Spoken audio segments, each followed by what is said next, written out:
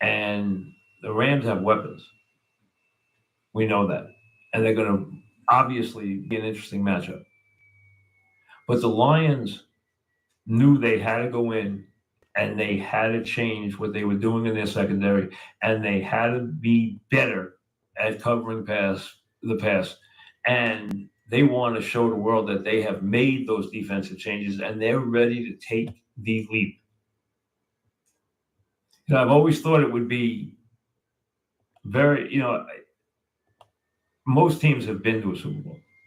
Some franchises are still thirsting for that moment. There's two that just, to me, when it happens, it's going to be a very big deal. Cleveland is one, the other is Detroit. Detroit finally gets to that game.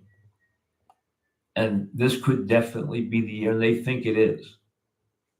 They love this team in Detroit. You're going to see the scene on Sunday night. They love this team. And it's as now can be. They are ready to get there. They could have gotten there last year. They were good enough. They just weren't ready yet.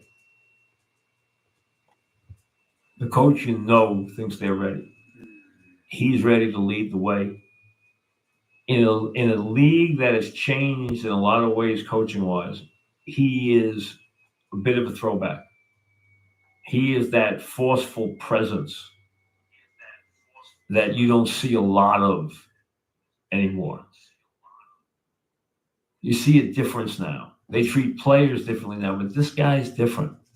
He's got a lot of the old school stuff in him while still being able to modernize. And what he's done there is impressive, and they are very much a now team. And I think anything but a very big finish for them.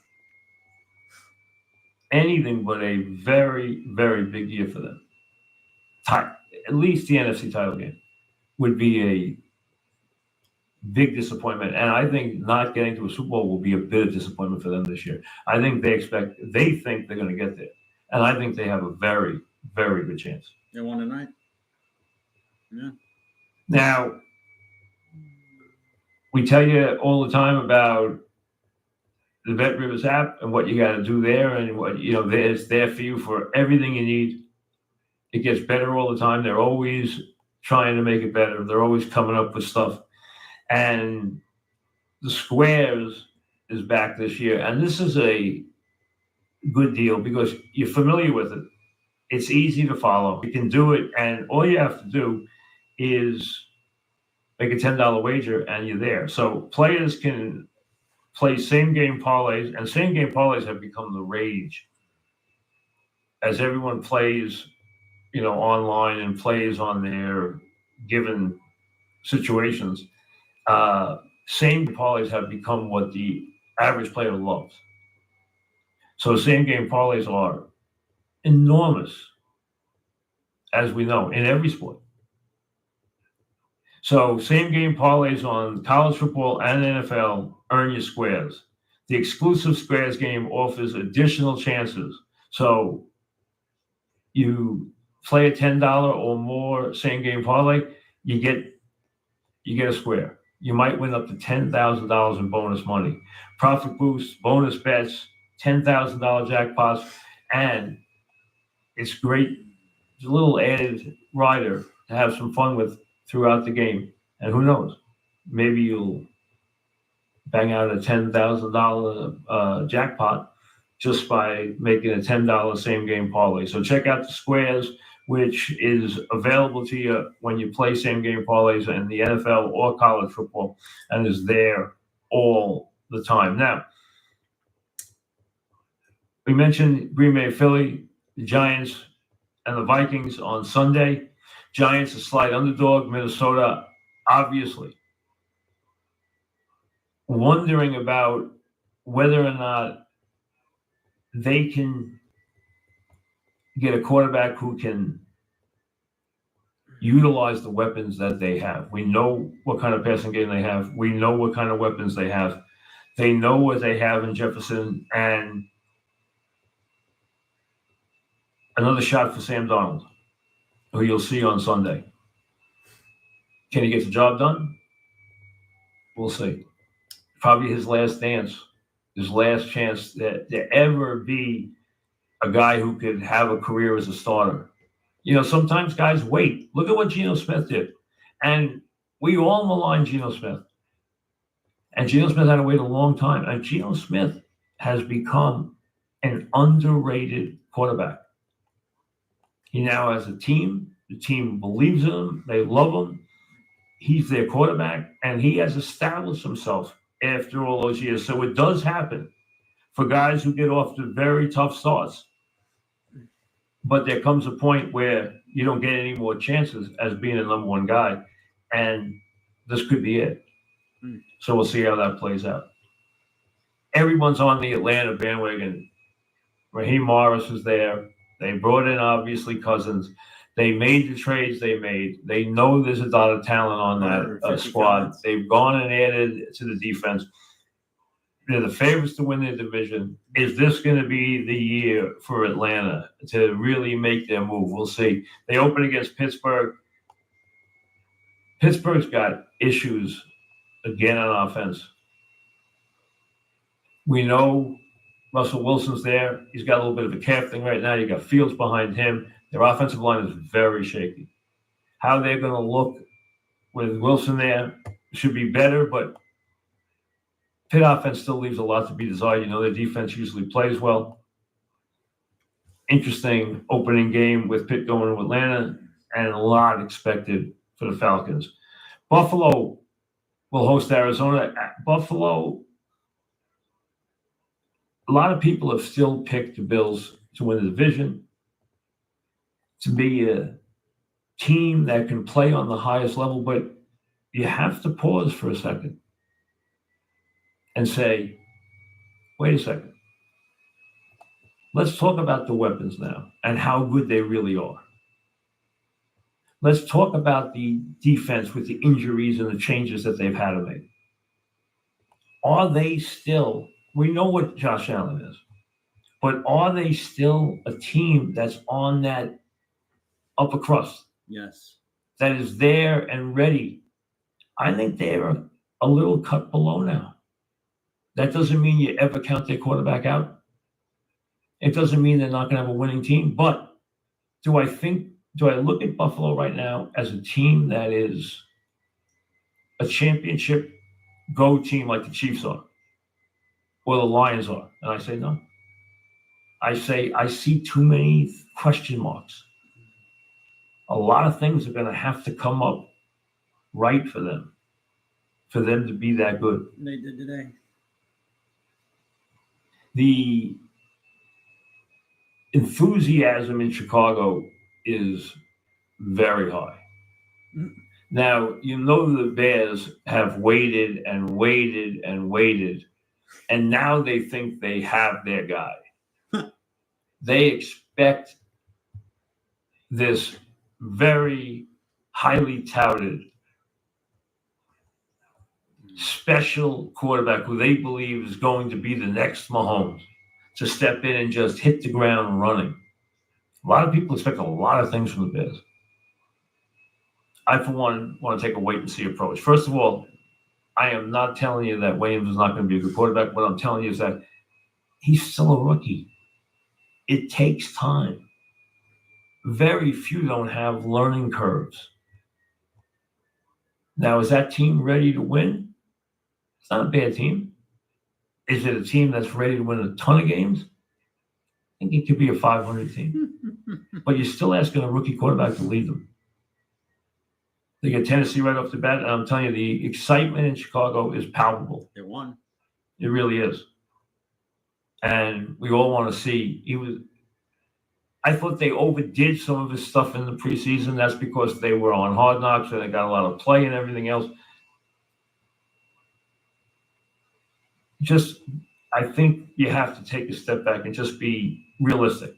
That's the word. Not that he's not talented. Not that he's not going to be good, but realistic. New England, the team that most people feel is probably going to have the worst season. They won. It's not going to be. It's going to be very different.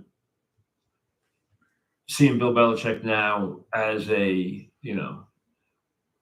man of the people and now a social media figure, but he has modernized himself. As we know, he's got his companion is very young, so maybe that has led him into more modern things. You're going to see him on ESPN. So when he's not on the sideline, it's been a long time since he's not on the sideline, and he's taking advantage of being Bill Belichick. Listen, his numbers, his performance, it's going to be a long time, if ever, that somebody's going to win as much as he's won. His record and what he's done, and he will coach again. I don't think there's any question about that. But not this year. And you're going to see him in different roles this year. It's going to be different with him not on the sideline. It's going to be different in New England. So there's a newness there. They will not win 4 games if Jacoby Brissett plays quarterback all year. He's too good. Now, I don't think that's the plan. First of all, I don't know if he'll stay healthy. Secondly, I don't think that's the plan anyway. I think they're going to give the youngster a chance to play within a reasonable amount of time. But if they play Jacoby all year, I'm telling you, they're winning more than 4 games because he's too dangerous. He's good. He's a good quarterback. He can play. He moves the football. You see the games he came in last year. I mean, he tore teams up when he played. They go to Cincinnati. Another huge question. What are the Bengals? Have the Bengals... See, there's a window to win these Super Bowls. There's a window. And the window can close. Has it closed in Buffalo? And you have to open a new window. You can open another window for that quarterback, but there's a transition. They like to think they're still there, that they have the core to win. It's all about the quarterback there. He's got weapons. Sometimes those wide receivers seem to be very unhappy. All wide receivers seem to be unhappy at some time.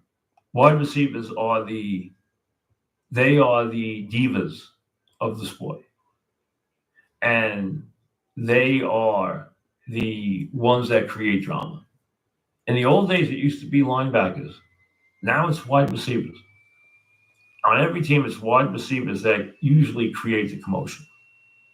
And this team is no exception. Bengals could be good, but I have some question marks about the Bengals. And I want to see them answered. I respect Burrow. I respect the team. Again, would I put them on the level with Kansas City and with Baltimore? And Baltimore's got some questions to answer on that offensive line. They got a couple of subtle questions to answer on defense. They got some questions to answer on that offensive line. They're a little bit of change themselves. Andrews has been beat up a lot. He's not the same player anymore. They've got other guys who are taking people's places, we've seen. But I think they are still a top team. I think Kansas City is still the best team. And they're not going away. Am I picking them to go to another Super Bowl? I'm not, because I just think it's hard to keep getting there. But they're going to be right there. I would be surprised if Kansas City isn't in the title game. I think if you're going to win it, you're going to go through Kansas City to win it.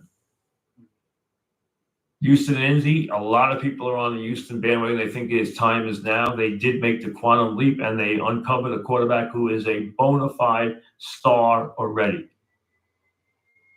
I don't think there's any debate about that. He is a star. I think the league recognizes him as that. I think the people around the league recognize him as that. They do not. They want to see Love do it again. They believe they know. Obviously, you should not come on, all right? With Stroud is. And it's going to be very interesting to see how good they are. Are they better than Jacksonville. A lot of people think they are. And where are the Colts and their quarterback? I think the Colts are dangerous. I took the Colts as an over this year, over 8. I think the Colts are going to be a winning team. Am I a little worried about certain things on the team? Yeah, I'm a little worried about the secondary, that's for sure. Some things about the Colts that I question, but I think they're going to be a pretty good team. I also think they're well coached. Interesting opening game, Houston at Indy. Texans favored by 3. They are very much a team with a impressive core of players. Are they a playoff team? I think they are. I don't think there's any question they are. Jacksonville, I'm surprised how much people are down on Lawrence. Trevor's big problem last year was he doesn't sit down when he is hurt. And last year he was badly hurt and he tried to play through it and it hurt his performance dramatically. There has to come a point where you understand that it's time to realize you need to sit down and rest and let your injuries heal. He wasn't capable of playing with the injuries he had last year, but he does not sit out games. I think the people who listen, they paid him, so they believe in him. I believe in him. I think he's going to be around for a very long time. I think he's going to be a championship quarterback. Miami, it's a weird team, but a crazy amount of explosiveness, doing it in a different way. But with the weapons they have with Hill and Waddle and Ashawn and Mostert and a very interesting offensive way of doing things.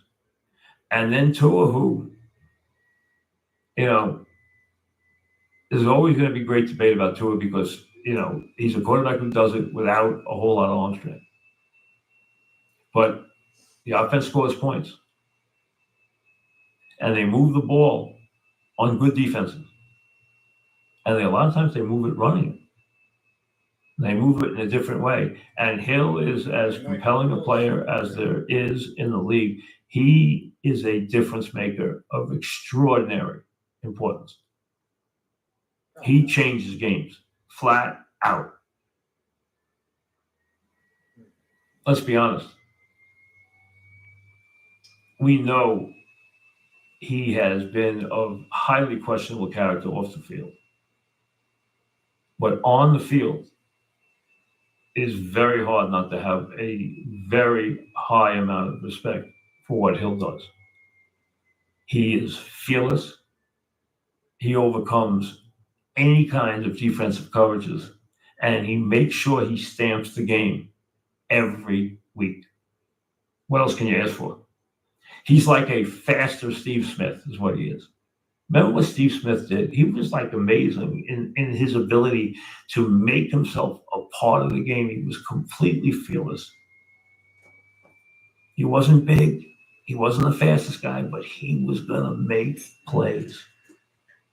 Hill has blinding speed. And not only that, he has one of the great changes of directions you will ever see on a football field.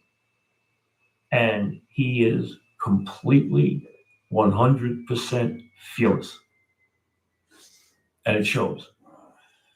So, like I said, on the field, it is impossible not to have respect for the player that he is. That's how good he is. I mean, he's an all-time great. New Orleans and Carolina. Carolina brings in a coach who they like to call a quarterback whisperer. Canales comes in after having worked his magic in Tampa. He was a surprise hire. They try and see if, to me, they have to show a lot more faith in their quarterback. I understand he's diminutive. Maybe he's not as physically gifted as they thought he was. This guy, though, has been a prolific winner his whole life. I would not count him out. But they have to show faith in him. I thought they were so timid not even vanilla in their play calling, but almost timid in their play calling. You can't run the NFL offense that way. You've got to believe in your players and believe in your quarterback. And they didn't do that last year. They were a team that was just trying to get field goals. I mean, they were playing for field goals. You can't go in this league and play for field goals. The Saints are one of those teams that could go either way. They have ability, but they also have a lot of question marks. Raiders and Chargers. Harbaugh returns. He brings, obviously, a glowing reputation, coming off a championship. A lot of controversy in Michigan, but coming off a championship, he finally did what he went there to do. It took him a long time, but he got it done. Now he's back. He is a impact coach. He will change things with the Chargers. The question is, how quickly? They have a very talented quarterback. He's a little banged up right now. But they're using reach heads in a lot of spots. The roster is not overly loaded right now. So it's going to be interesting to see how much you can get out of them right off the bat. Broncos, Nix wins the job. He fits Peyton. They go to Seattle. Seattle starts a new era with a coach that a lot is expected from. It's Geno's team. I think Seattle's going to be pretty good this year. I think Denver's got another year. It's going to be tough. Washington and Tampa, everyone's very high on their new quarterback. We'll see how he does. I think Tampa's going to take a step back. They did a good job last year. They have a change in offensive coaches, which is you got to watch. They've gotten old in spots. They're over the 7.5. I took them as an under. I think they're going to take a step back this year. Mayfield did some good things last year. He really did. And they played well. But I just think they're going to take a step back. It's going to be interesting to see how quickly Jaden Daniels comes. He's another one that everyone's raving about. Let's see. Again, young quarterbacks usually go through a lot of growing pains. Dallas and Cleveland is first you're going to see Tom Brady as an announcer working with Burkhardt. He's not going to do Raider games, which is weird because, a guy who has ownership, and he now has part ownership. It's a small part, but he still has part ownership of the Raiders. That should preclude him from doing any games. They have decided now to create a Brady rule where they're letting him do the games, just can't do Raider games. It's nonsense. But how much does the ownership part of it play into what Tom is going to be? See, the only question with Tom, we know Tom's going to work hard to do well at anything he does. The question you have with him is, does he want to commit? And that means if you want to be a really good broadcaster, you have to be able to be critical. And I don't know that he wants to be critical. We'll wait to see how he does it. There's obviously going to be all eyes on him. This is a tough game. Dallas is talented. We know that. They are still a very talented team. Some changes, subtly, but still a very talented team. On the road, I think this is one of the toughest places to play. A lot of people I thought people would be higher on Cleveland than they are. And everyone's worried about what they are offensively, what they are obviously without the great running back at full strength. They're worried about the quarterback position. One thing, though, you go into Cleveland, you know that you better put the chin strap on tight because it is going to be a nasty, physical, tough game. And that's what this will be. Cleveland is very tough to play in their place. And that defense is good. And I'm surprised more people aren't higher on Cleveland this year. But they're worried about the quarterback situation. They really are.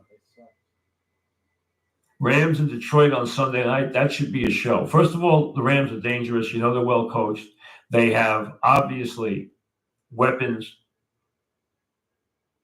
that can really scare you. They will be very prepared. And they're obviously going through their own transitions on defense. Now, Detroit has made it a big, big priority to make that defense better, especially in the secondary. We know what they did. We know the moves they made.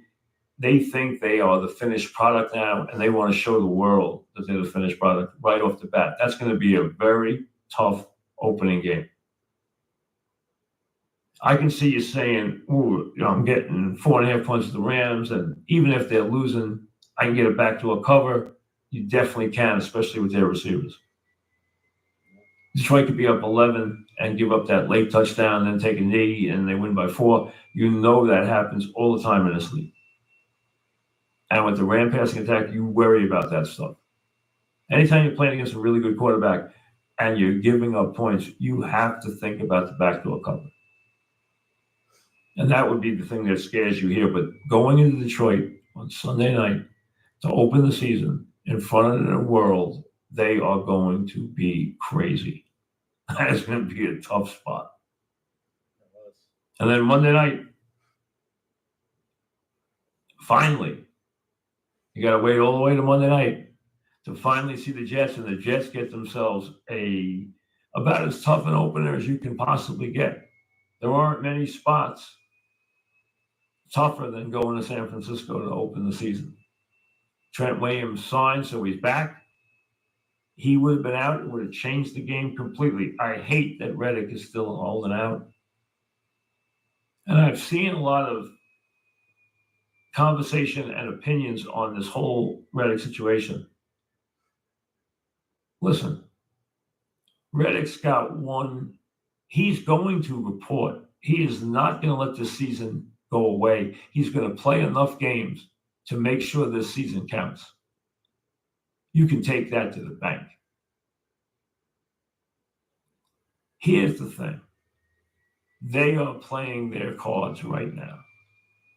Their one hope to get the deal they want is to have the Jets lose this game on Monday night and have the pass rush not get near Purdy.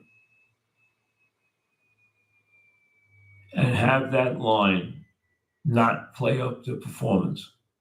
And the Jets at 0-1 already with the world now hammering on them already. Oh, you see, blah, blah, blah, blah, blah, blah. They will panic and get relegated. That's the Reddick's cards are all wrapped up in this Monday night game. If the Jets win the game or the Jets get a big-time pass rush and look impressive without him, he loses. He's going to have to reassess his position and act accordingly. This game will decide the move. One side will either, I think off this game, one side or the other will cave. And I think this game will decide it. If the Jets don't have a good game and their defensive line doesn't have a good game and their pass rushers don't have a good game, then I think the Jets cave.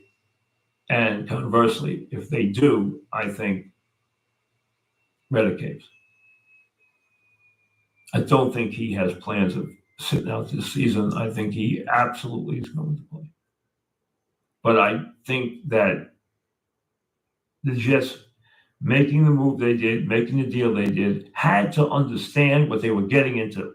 And the fact that they didn't is just so poor in terms of their management.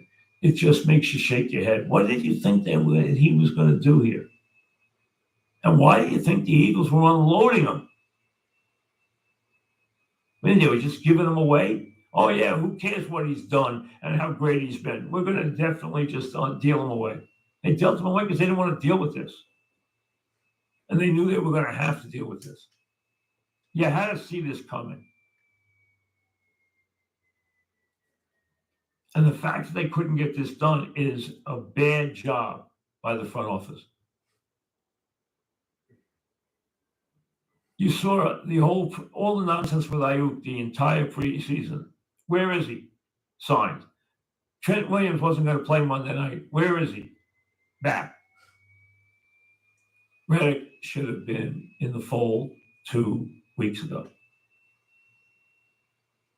This team doesn't need distractions. Talk about a now team. The Jets are as now a team because let's be honest. If Rodgers fails, if Rodgers gets hurt, if this team doesn't win and get to the playoffs, there's going to be wide-scale changes in this organization. And anyone who doesn't know that doesn't know what they're looking at. This coaching staff, these guys, this hierarchy is not going to survive a bad year. And this is a now team. They have built a roster for now and to win. And this roster is capable of winning big. But don't create problems. And this is one that should have been avoided. Absolutely should have been avoided.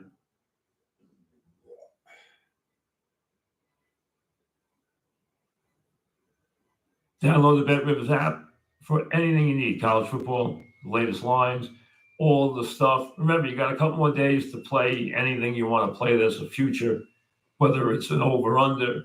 I went on with dog yesterday because, yesterday I was playing golf yesterday morning. And Dog texted me and said, hey, 35 years ago today, we started Mike and the Mad Dog, which was September 5th, 1989. I had thought of that about a week ago, but I didn't think of it yesterday morning. So I texted him. We were texting back and forth. And I decided to go on the show. And I went and did some stuff with him yesterday. I went on his program for a half hour yesterday. Here's the over-unders I took so far. I took 4 so far.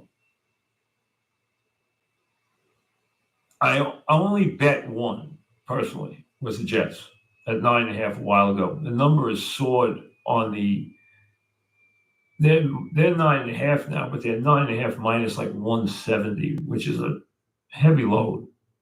But, that they're getting a lot of action that way. Jets over 9.5. I've been pretty obvious about the fact I think the Jets are going to win 12 games if they're healthy.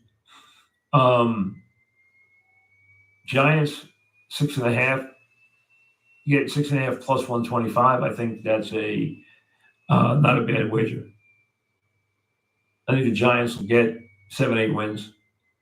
Do I think they'll get 9? Put a gun to my head, I'll go 8-9. Tampa under 7.5, and you're getting like 130 for your trouble. I like that as an under. And Colts are 8, and I don't know where they are at 8. I don't know. This might be just 110. I don't know what the number is, but it's 8, and I like them as an over. I've seen a lot of people take the Colts as an under. I like this coach. And I think they got more talent than that.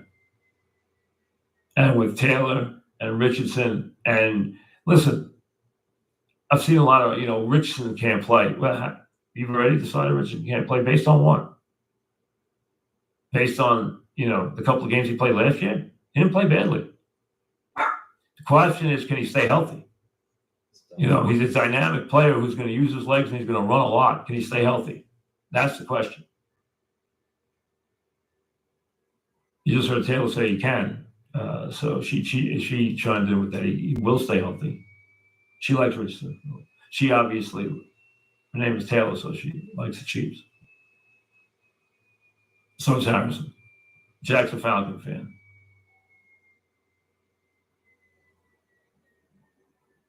Ro likes the Cowboys. We're all over the place.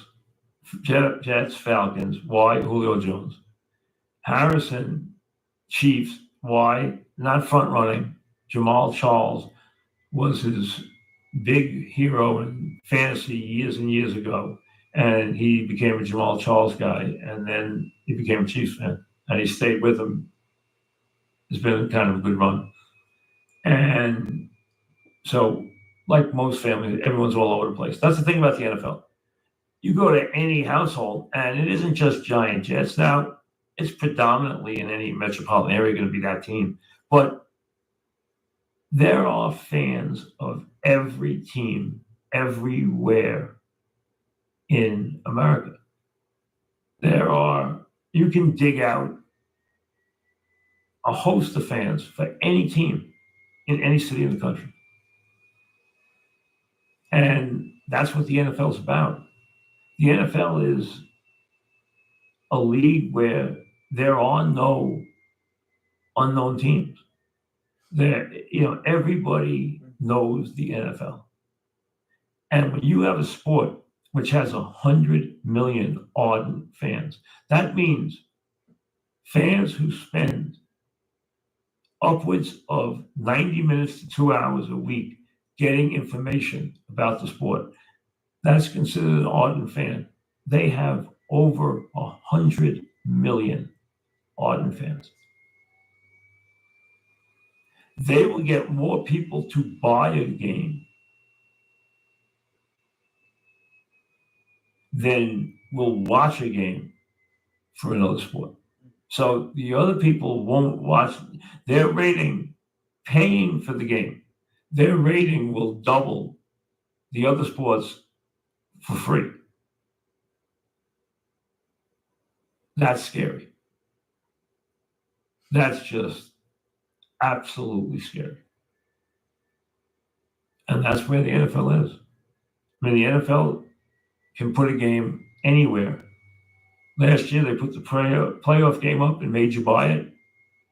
20-something million people bought it. They might have only kept the subscription for a month, but they laid out there $5.99. 20-something million people laid out the $5.99. That's remarkable. Absolutely. There's nothing even close. If you were a television executive and they told you, all right, you can have the NFL and someone else gets the next 8 things, they still take the NFL. That's how valuable it is. There's nothing, as a TV property, there is nothing that even approaches it. Nothing. Nothing's even close. It's that strong, and it doesn't end. I've always wondered if the NFL would reach a saturation point. It never has. And as we get ready for week 1 on Sunday, I mean, they not only dominate a day, they own a day. And now, with them branching out, heck, what day of the week is there not games on? Here's a Friday night game. I know it's a special game. NFL never played on Friday. Now they play on Black Friday after Thanksgiving. Play on Christmas. There's no day now they don't play. They're all over the map. Now, during the regular season, they can't play on Friday or Saturday because you protect high school and protect college. But here they are tonight with a special game. So what day of the week now, other than Tuesday, I think they've touched Wednesday. They might not have. But it might be just Tuesday and Wednesday. We know they play on Thursday. They've played on Friday. They play on Saturday, Sunday, Monday. I think it's just Tuesday and Wednesday. All NFL, all the time. But you know what? We're all glad it's back. It was good to see. Game tonight, Sunday action. Here we go. Week 1 in the National Football League. We'll see you after the game on Sunday. We'll be live, and we'll be up on the Mike Francis channel on the Bet Rivers Network on YouTube after the Giant game and after the Jet game on Monday night. So remember, download the Bet Rivers app. Go to the Bet Rivers app for all of your wagering needs. Play the Squares game, $10 same game parlay gets you involved, and who knows, you might be able to pick up $10,000. How about that? Not a bad deal. And we'll see you on Sunday, and watch for us on Wednesdays on the Mike Francesa channel, on Fridays with our Football Friday show, and then on the weekend where we'll be with post-game action live up after the ball games and with everything else going on. A word about baseball. With the Braves losing last night, here we are, a couple of weeks away from the finish of this season. Okay, we're now moving into the final days. Here we are, and the day starts where today we have the Mets tied for the final wild card spot. San Diego 80-62, Arizona 79-62, Atlanta 76-64, the Mets 76-64. So 4 games ahead of the Cubbies, who the Yankees will see this weekend. The Yankees find themselves on the outside looking in right now, a half game behind the Orioles. Remember, it is the 6th of September. 18 days to 24th. Orioles will play the Yankees for a start of a 3-game set, and the Mets will play in Atlanta, start of the 3-game set the same days, September 24, 25, 26. Looks like those will be the pivotal days of these pennant races. Enjoy your football weekend. We'll see you Sunday.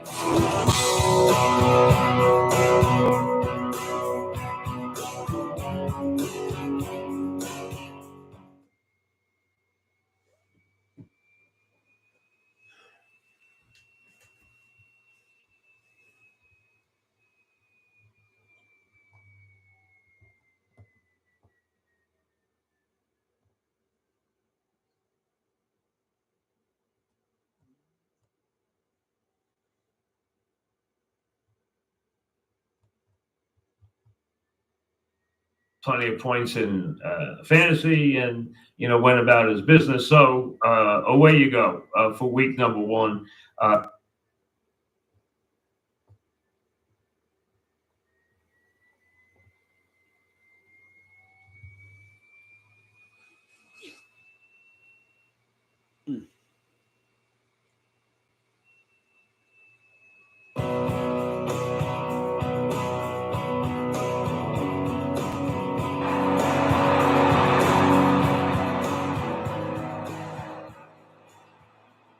Hello, everybody, and welcome to the Mike Francesa podcast after a Giant game number 1.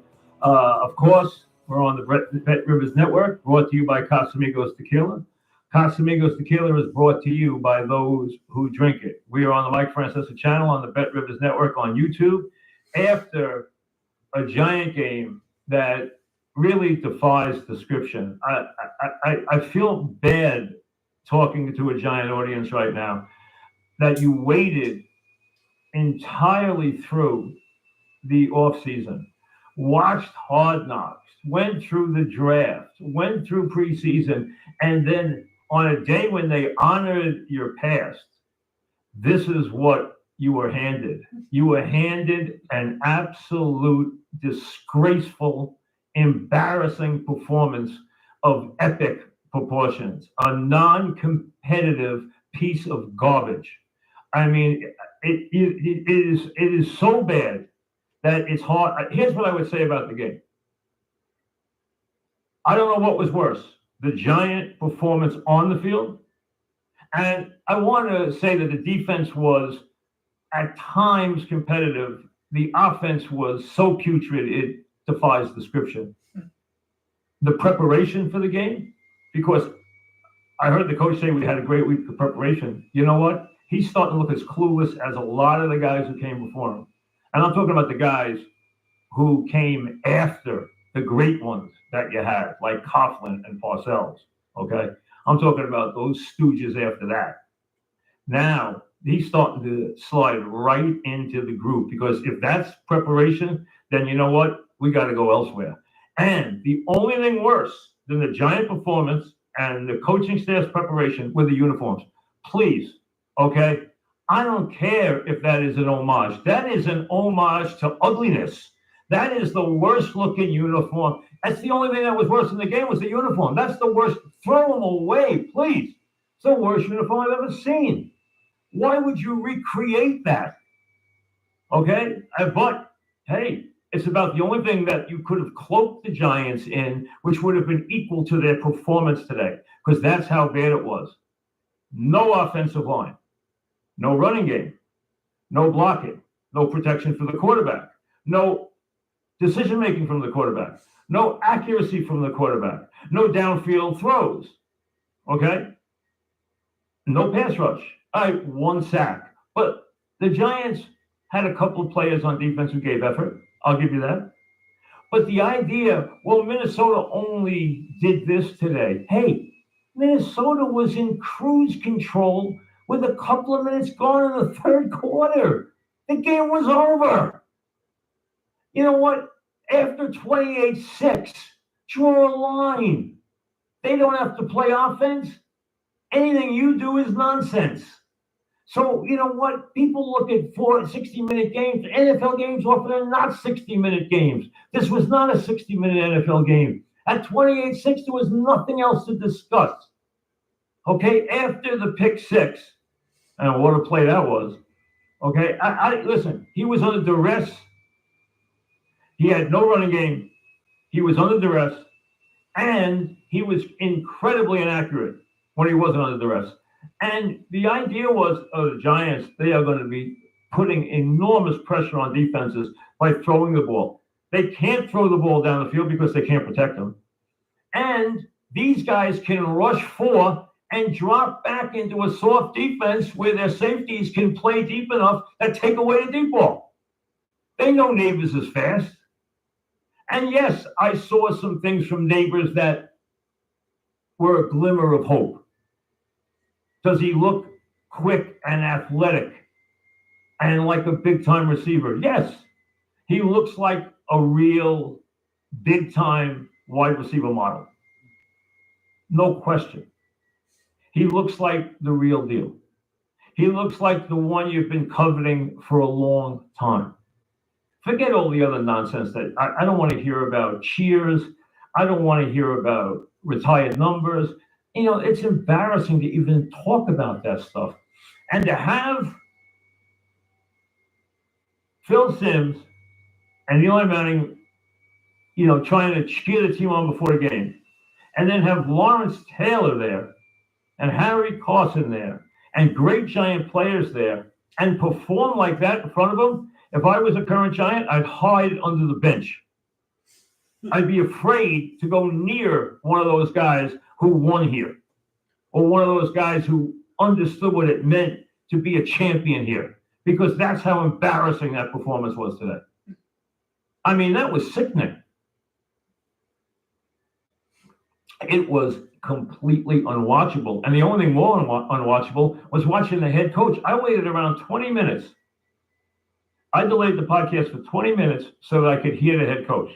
Because after a loss, I feel I have to hear the head coach because I might get something that I need to respond to. I don't want to wait till tomorrow or the next day to respond to it.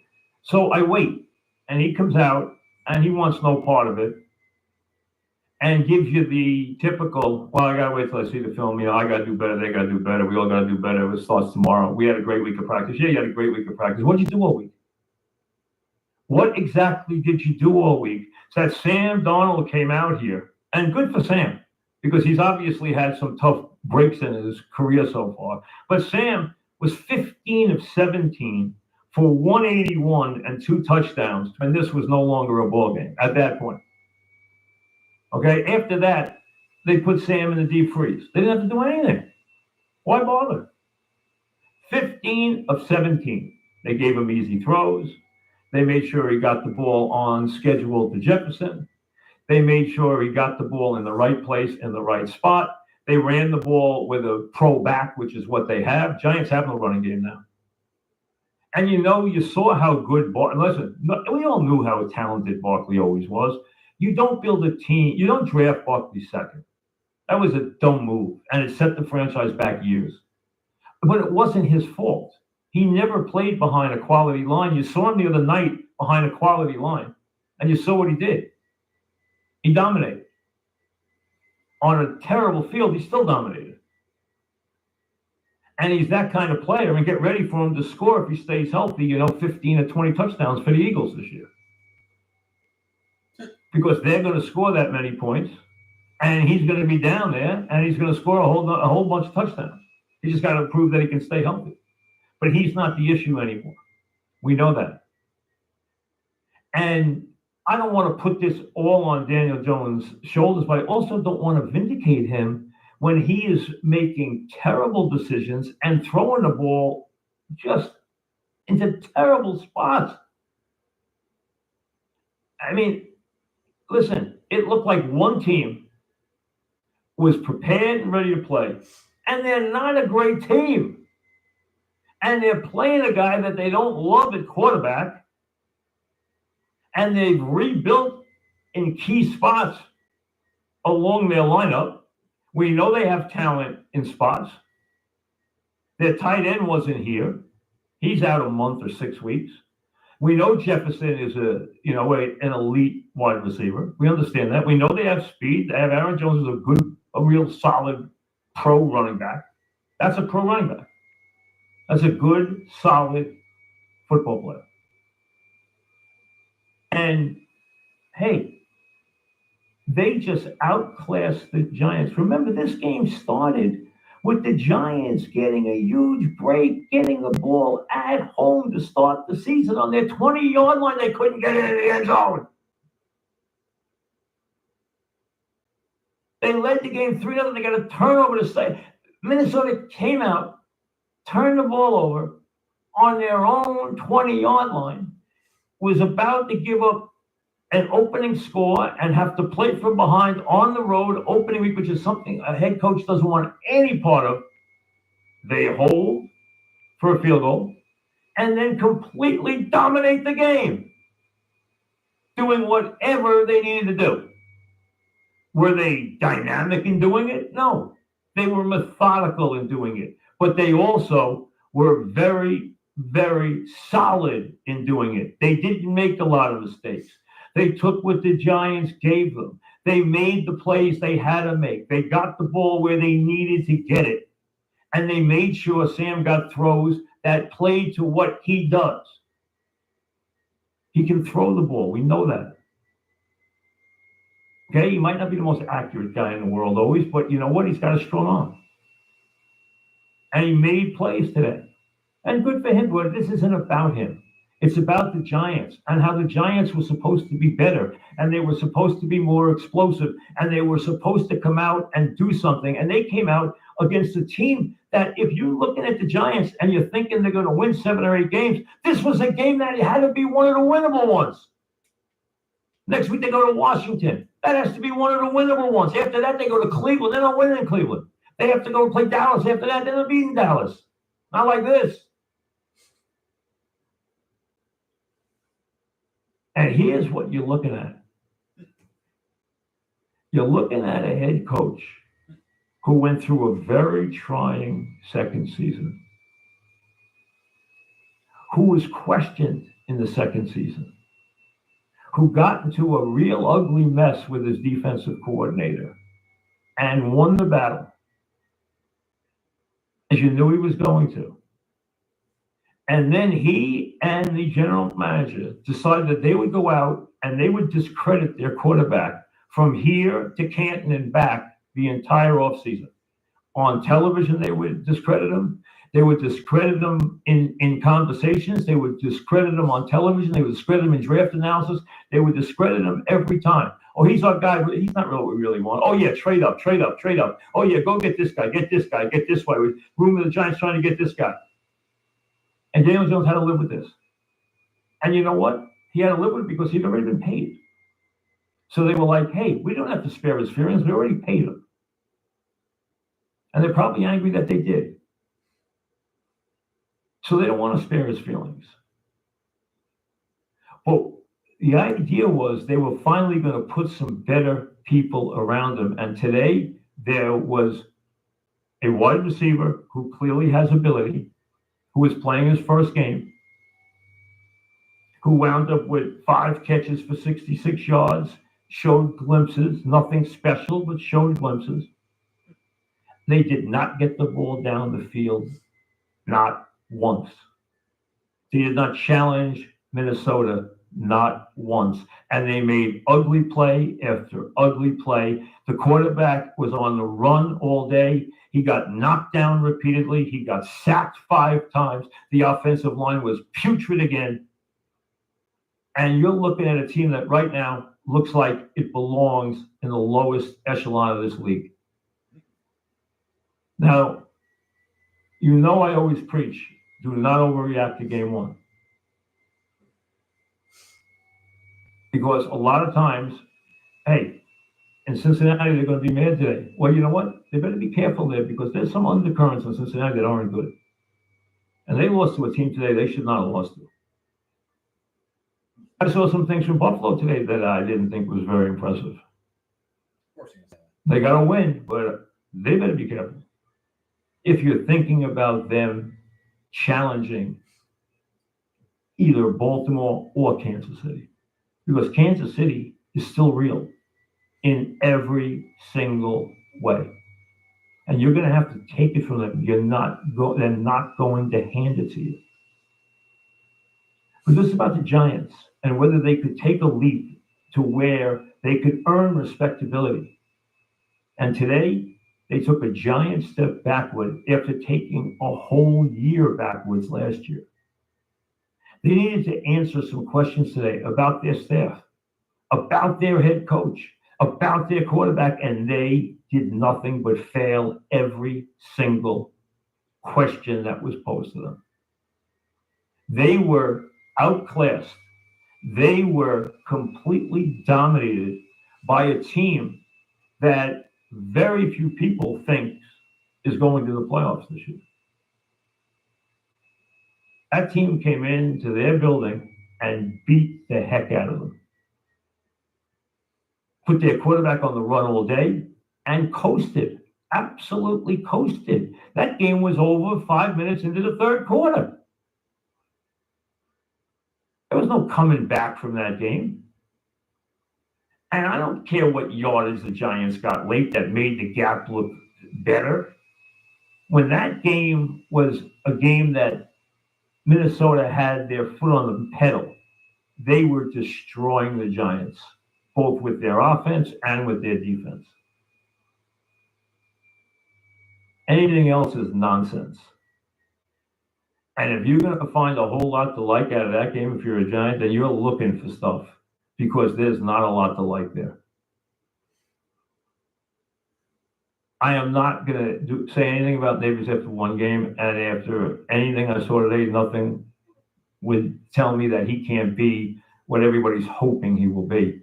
But who's going to get him the ball? And who's going to protect the quarterback to get the ball down the field? Because if you can get to the quarterback with 4 guys, then you know what? He is not going to have a chance to get that deep all season long. They're not going to let him get deep. You think these teams are stupid? If they don't have to add people to the pass rush, it's not happening. And that was the case today. They rarely ever had to do anything except rush 4 guys to get pressure on the quarterback. And the quarterback made enough bad plays to make things even worse.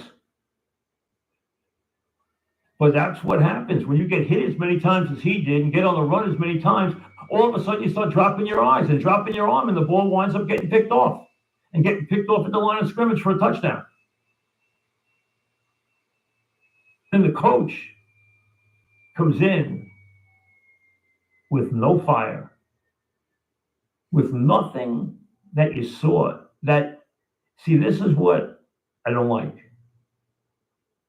I don't care about his, the fact that he lost weight. I don't care if he weighs 150 pounds, 200 pounds, 250 pounds, 300 pounds. What do I care? What I saw the first year was a little swagger in the head coach. What I see now is a guy who's starting to look like he doesn't have a clue, which is how he looked late last season and how he's looking and looked today. And to come out and just give that same refrain, it starts with me, we have to do better, we'll clean it up, it starts tomorrow, blah, blah, blah, blah. No one wants to hear that nonsense. It's in the performance. And when you come out of preseason after a terrible year where you had to shake up your staff, where you need to build confidence for this quarterback who you guys have dragged down, and you put that out there, it does not bode well for what's ahead, for the head coach, for the quarterback, or unfortunately, for the millions of Giant fans. We will be on after the Jet game tomorrow night, right after the game. I'm expecting, despite the level of opponent, which is extremely significant. I mean, there's not many places you could go in this league to open the season that's any tougher than going to San Francisco. So they get a great challenge right off the bat. But I can't wait, and I would be stunned if we see anything that resembles the absolute garbage that we had to sit through today. The worst part today was sitting through this Giant game because it was that bad. And it was that anemic, that boring, and that just lacking in anything redeeming. The coach and everyone in that room should feel that. That's just 1 week, but boy, that's not the way you want to open the season. And when you're honoring, don't tell me it doesn't matter that all your great players, or a lot of them, are in that building today. It matters. You don't want to perform like that in front of them. They are the guys that you're supposed to live up to. They are the guys that you walk by their trophies in the case. You walk by their pictures and their trophies and all they accomplished and try to emulate what they did. You don't think it matters when they're there? What do you think LT was thinking about when he was watching that garbage today, or Phil Simms? I know what they were thinking. The same thing we were all thinking.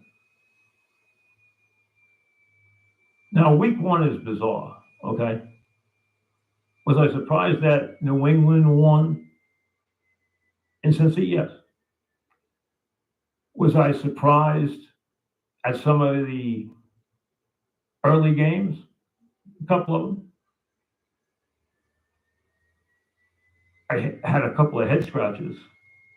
Coaches are in rare form early on. I mean, I saw some decisions that just boggled the mind. And then I can't wait to go back and review this Tennessee Chicago game. I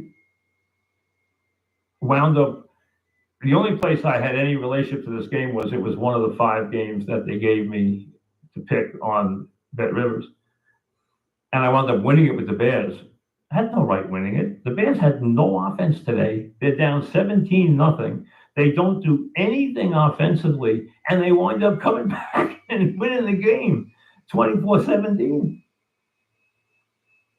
After a blocked punt and 3 turnovers, how can you be up 17-0 to a team that cannot get a first down and then turn the ball over to them for them to get 24 points without having any offense?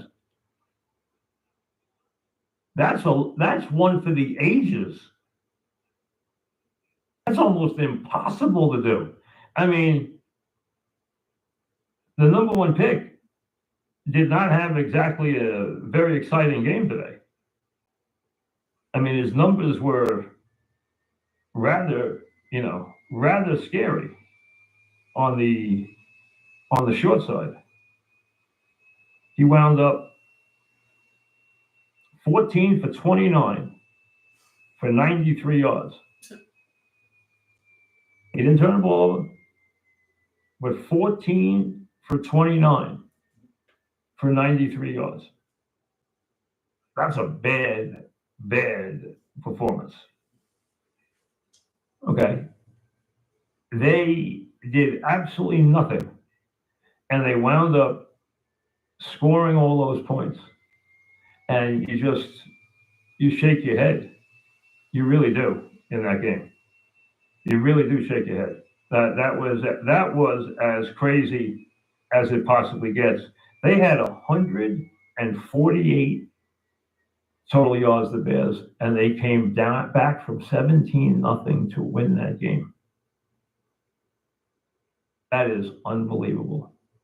And it's funny. The coach told me once that there's no play in football that will devastate a team more than a block punt. And they blocked the punt for a touchdown.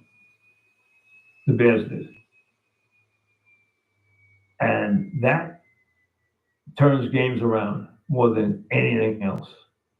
Is a block punt is a devastating play. And when it's blocked for a touchdown, it is an incredibly, because think about it. Think about how unbelievably devastating that is. And when you're trying to hold onto a lead and you give a team and let them back in the game at home, when they can't move the ball from here to there, boy, that's one that when you're flying home, you just have to be absolutely sick to lose the game. But this is about the Giants. We'll be on tomorrow night after the Jets, and I can't tell you how really unbelievably disappointed I was. I was looking forward to this game today. I was looking forward to seeing Neighbors. I was looking forward to seeing Burns. I was looking forward to see if they had made some progress.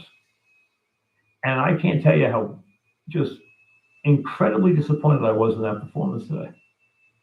And they should be ashamed of themselves. They really should. It was that bad. We'll see you later.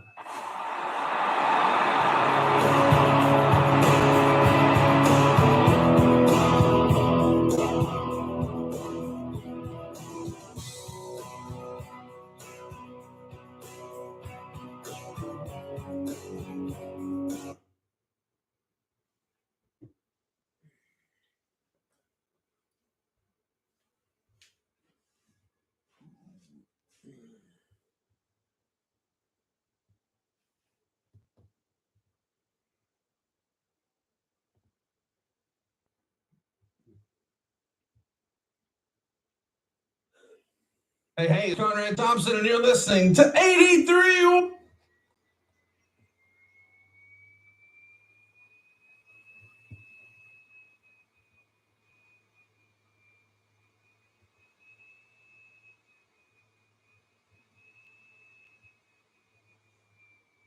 Hey guys, welcome to Wrestling Days and welcome to today's unseen video. We've got a few bits to go through, but obviously this is our second video of the day because there was a Wyatt 6 tweet that just felt a bit too big to just include here because there was quite a lot to talk about and we really did dig into it. I think where we ended up is we think that it is Bray and a message that's being sort of sent to Bray's followers. There was a few alternatives that we looked at and we kind of spoke about why they might fit and why they might not fit. It was a quite interesting video, but I think we settled on it being Bray and his followers, right? So we've got a little bit more to talk about with that because there's a very good theory that has kind of shown itself since. And that is in this video. The other thing we spoke about, though, was about this Nikki Cross re-signing with WWE. Now, this did the rounds a few weeks ago, and Christopher, thank you. But the reason why I mention it again, and I think the reason why Fightful have mentioned it again, is because, of course, Nikki was missing a couple of weeks ago, and she's not on the graphic for tomorrow. And I can't explain the graphic. I really can't. Missing from the show a few weeks ago is fine. She may have had a family emergency, travel issues, booked it off, loads of reasons as to why she wasn't on that show. But her not being on the show tomorrow or not on the graphic advertising her is a bit of a head scratcher. It is strange.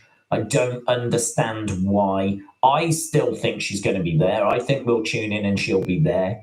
But she's not on the graphic. So let's not have any silliness doing the rounds, saying that, you know, her contract's expired or she's been released or anything like this.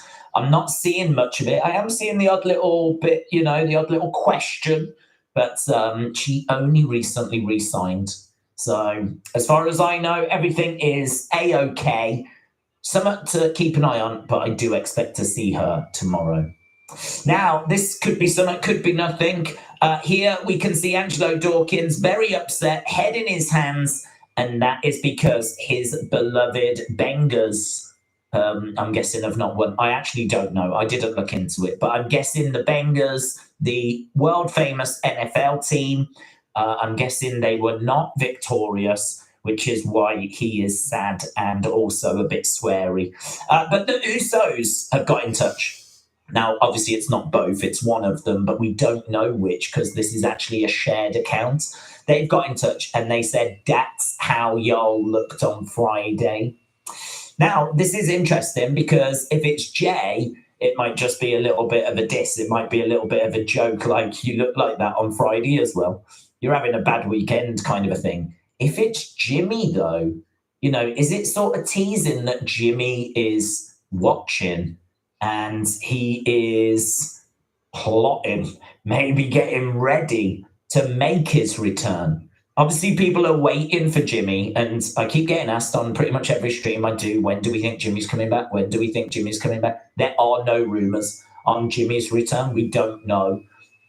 We need to get Roman back. I think that'll be Friday. He may bring Jimmy back with him because Roman, last time he was on the show, got beaten down by the Bloodline. Roman knows now he can't do this on his own. He's going to need support, and it feels like we're now about to start embarking on building up the OG Bloodline again. So I feel like we're getting closer and closer and closer. Of course, we're all expecting Survivor Series to be Bloodline versus Bloodline. So it can't be that far away. Very interested now we're getting messages out of the Usos Twitter account. Now, loads of matches that have been announced, right? Loads of matches that have been announced for Raw. Most of them pretty standard stuff. There's another women's tag title match, Unholy Union, taking on Jade and Bianca. We know about the street fight. If you saw the White Six video, you will have seen the graphic that didn't have Nikki on it. There's a Dominic match that's coming up as well. Bret Hart's on the show. But this is one of the matches. So, the mystery person. So you might remember that this was set up last week. Lyra said that she knew someone and she was going to get them for the team. But on Tuesday, she went and got like Tatum Paxley. She joined back up with Tatum Paxley. They became best friends again, right? And so a lot of people thought Tatum was going to be this mystery person. But I don't think that is the case now, because if she was the mystery person, it would not be a mystery anymore. I don't think they're going to want to do a whole mystery thing and then bring out Tatum Paxley. The majority of WWE main roster fans don't know who Tatum Paxley is. This, you kind of teasing something bigger, a legend, which is why Trish or Natalya both kind of fit. You know, it could be Trish, Canadian legend, WWE legend. It could be Natalya, Canadian legend, WWE legend, right? Either of those would get a nice pop from the Canadian crowd. Tatum wouldn't. Tatum would come out and there would just be gentle applause. So I am surprised that that's not Tatum. I thought when Lyra showed up on Tuesday, that's what we were setting up. It doesn't look like that's the case, which now means there is a mystery for tomorrow, which I think is going to be Natalya or Trish, but it might not be. It might not be. It could be someone else. So, very interesting that. That's definitely a reason to tune in and see who this mystery person is going to be. Right, this is the theory that got sent to me after the video. So this is the video I put up about 3 hours ago. And as I said, I thought it was pretty good. We really dug into it. I feel like where we settled on is that is a quote which we believe connects to Bray. And then you've got 6 people saying, I hear you, right? So we theorized that this would be Eric, Dexter, Joe, Nikki, Bo, and Alexa, right? I've got question marks there, but I've got Alexa there, right? So, lovely. Job done, maybe. That's kind of where we've settled. But Mostoge comes out with this. I think the Bible verse is Bray speaking to the 2 groups that were associated with Bray. So before he passed and after he passed. And I really like this theory. I have dug into it, right? There was a couple of questions that I had, but it works for me. So why is it laid out this way? Why is it not that at the top and then 6 people saying, I hear you underneath? That would make more sense to me. You would have the quote at the top and then 6 people saying, I hear you, I hear you, I hear. Why is it 3, then the message, and then 3 underneath? And I really like this. So the 3 people that are still with us, right? So we're not counting Luke Harper here because he's no longer with us, right? But the 3 people that were with Bray that are still with us, Alexa, Bo, and Rowan. Now, I know what you're going to say is one of the things that I said, which is what about Braun? But Braun isn't acknowledging Bray at the moment. Like, he's not following Bray. But we know that Bo is, we know that Rowan is, and when Alexa comes back, she could be. We don't know the state of Alexa at the moment. She may be listening and following Bray right now. We don't know because she hasn't come back, but we know that Braun isn't. Braun is off doing his own thing. He may come back to the group, but he's not following the words of the Red right now. He did in the past. Not right now, right? And we know that Luke Harper, obviously Brody Lee, no longer with us at the moment. So with those little caveats in place, Alexa, Bo, and Rowan would be the 3 that are still with us that are from the past when Bray was with us. And so it could be that that's why we've got those 3 at the top. Then we've got Bray's words. And then the next 3 are after Bray passed. These are after Bray passed. So that would be Nikki Cross, who only started following Bray after he had passed. Joe Gacy, who only started following Bray after Bray passed. And Dexter Loomis, who only started following Bray after Bray passed. That would explain why the layout is in the way that it is. I think this is so clever. I think it's so clever. I think Mustoge has done a fantastic job there.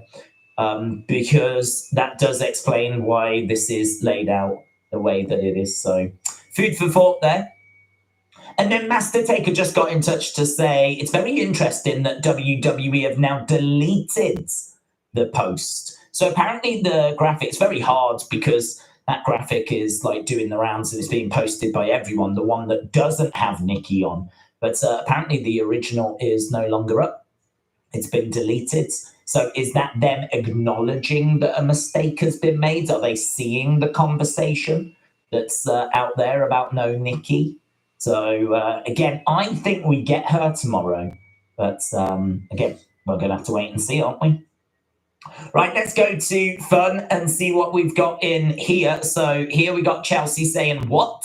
I did not agree to this. Someone has made a big mistake, and I'm very busy on Tuesdays. I can't make it. So this is her reacting to the news. She's going to have to face Julia.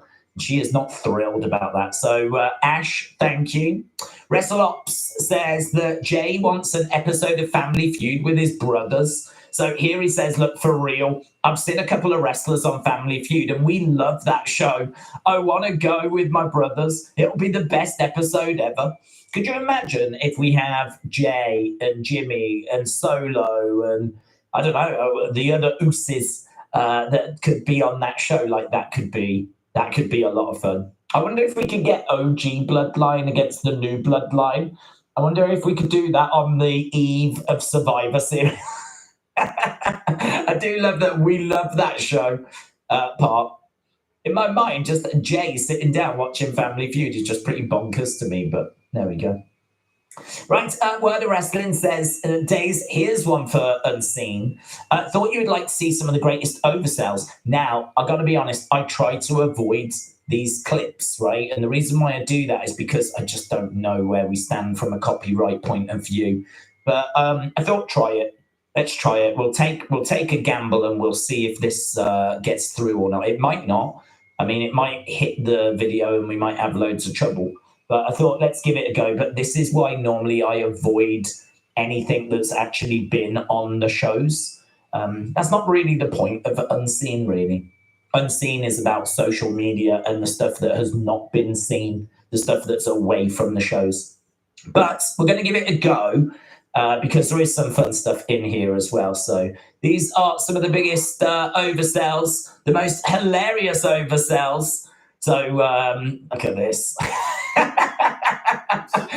This is like a really early pandemic, isn't it? That was a Performance Center. I don't mind that sell by Edge, actually. I don't think that was too dramatic. This is just the king, isn't it? This is gold standard. That's pretty good. I think there should be more selling like that, though. That's a bit excessive. I don't know. You might put on like, oh, this is again, look at this. I mean, that is infamous, though, isn't it? Because we know that Sean was really upset with, that's bad, Hulk Hogan. That's bad. Some of these are awful. Boom. Some of these are great, though. Yeah, that's fine. I think that's great. That's just one of the worst. That's just one of the worst sells. That's just one of the worst sells. I would say something like the Leo Rush one where he was dribbling. Like, for me, I think we need more of those. I don't see that as an oversell. I mean, if anything, I put that in the same bracket as, like, you know, when Roman got speared by Jacob and his eyes were like super wide because he couldn't believe what he had just been hit with. Like, I feel like wrestling could do with a few more of those moments.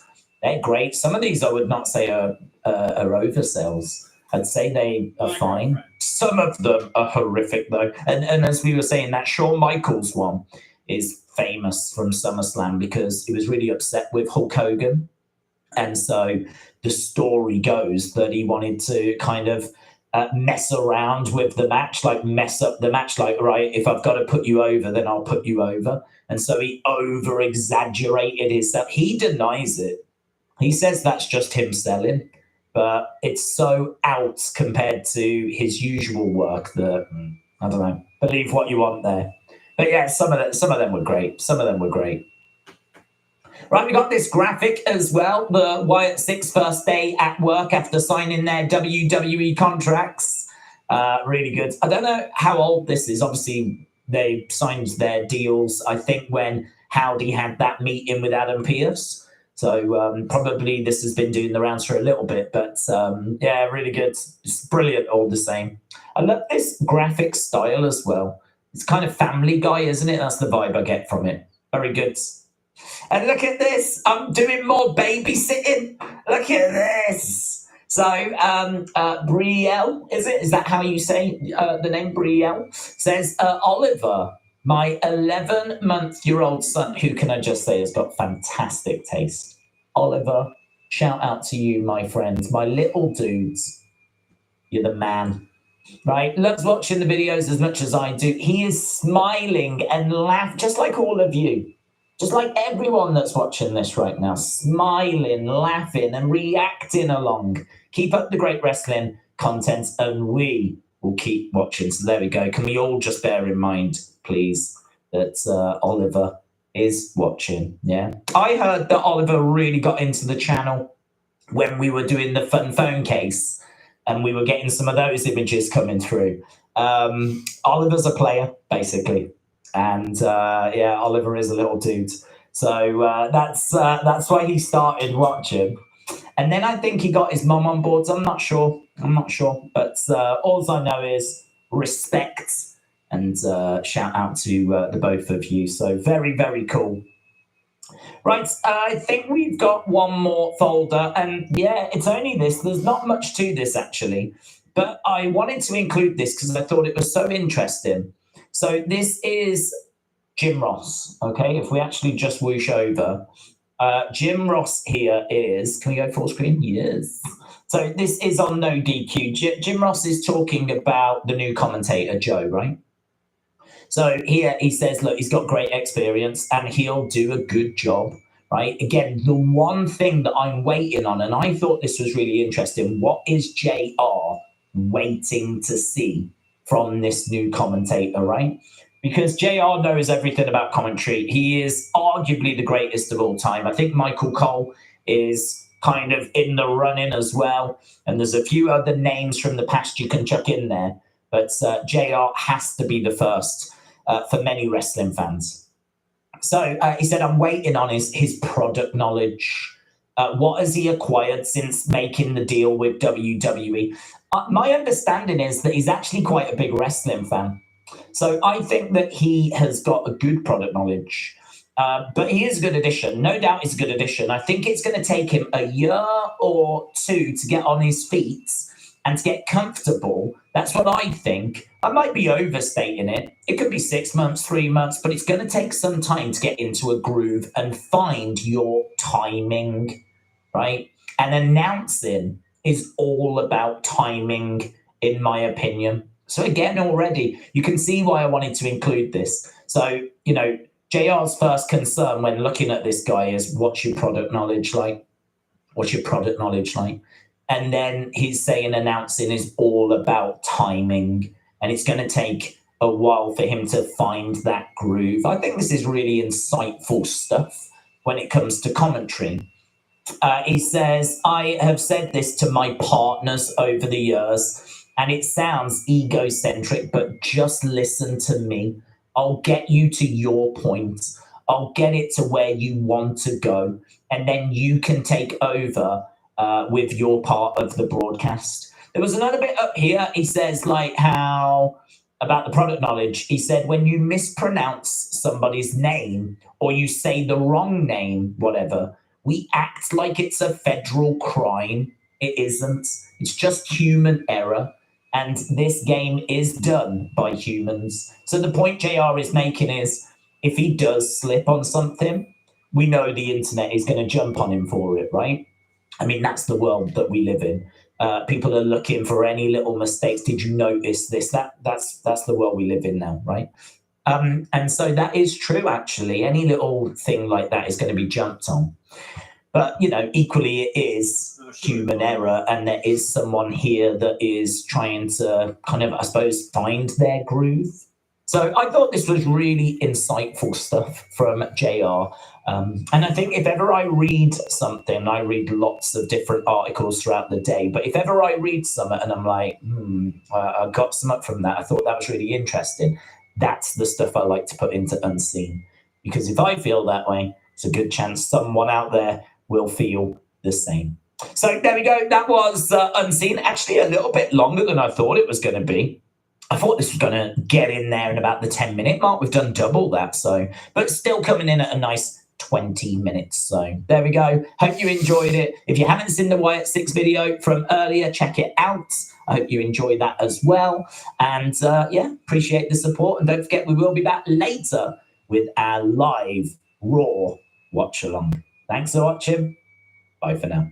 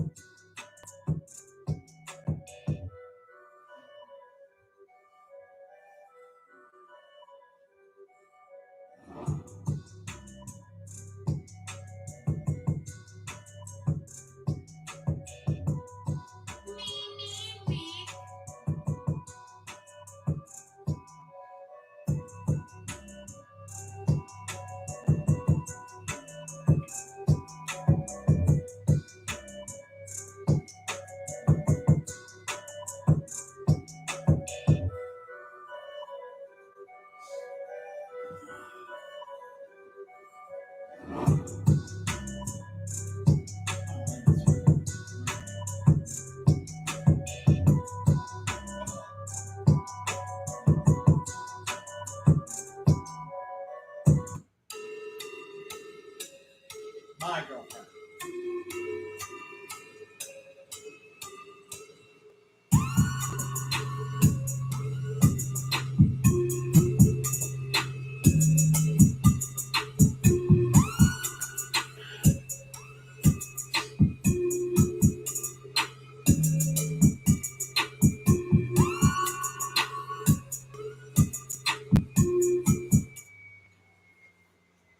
What's going on, everybody? Welcome to another episode of Between the Ropes. It's been a while since we've been here with too many pay-per-views on Sunday, I guess.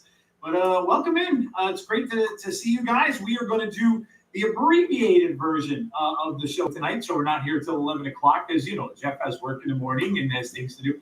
So, yeah, we're going to cut out the grievances tonight, and we'll just go through our normal stuff. But welcome.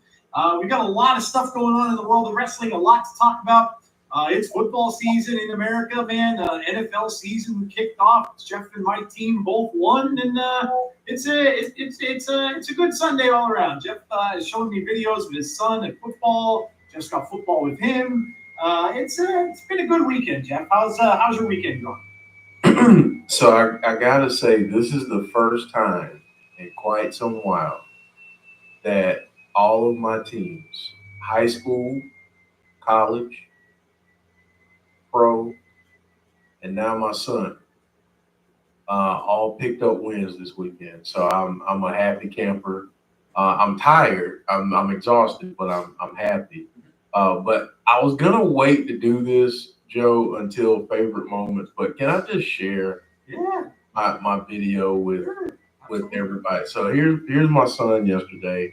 Just wanted to share this real quick, and I had a little bit of fun editing the video. So here we go.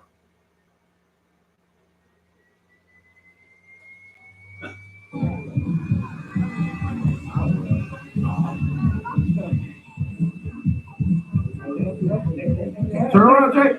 Yeah! Yes! Good job, Jay.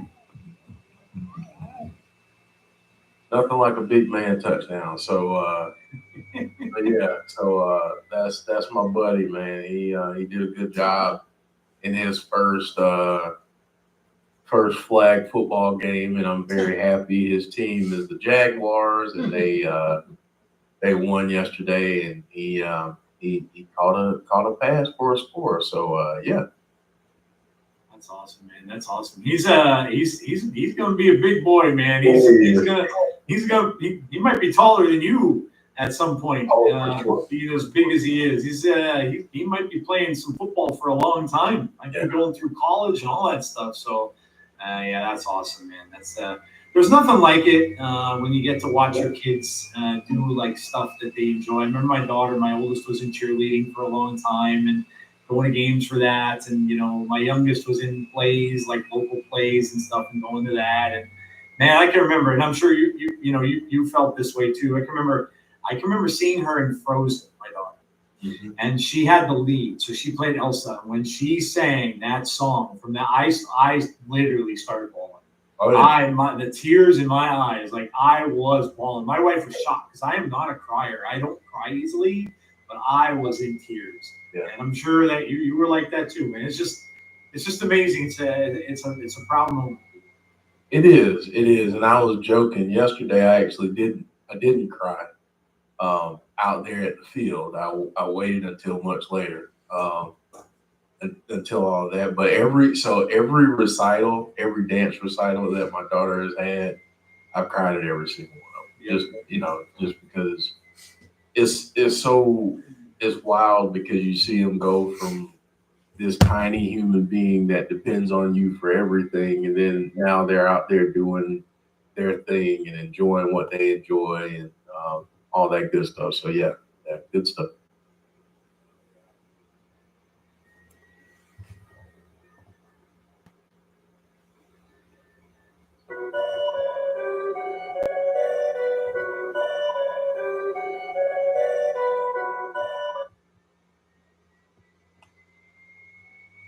When you get to watch your kids do like stuff that they enjoy. I remember my daughter, my oldest, was in cheerleading for a long time and going to games for that. And, you know, my youngest was in plays, like local plays and stuff, and going to that. And man, I can remember, and I'm sure you felt this way too. I can I can remember seeing her in Frozen, my daughter, and she had the lead, so she played Elsa. And when she sang that song, from the eyes literally started bawling.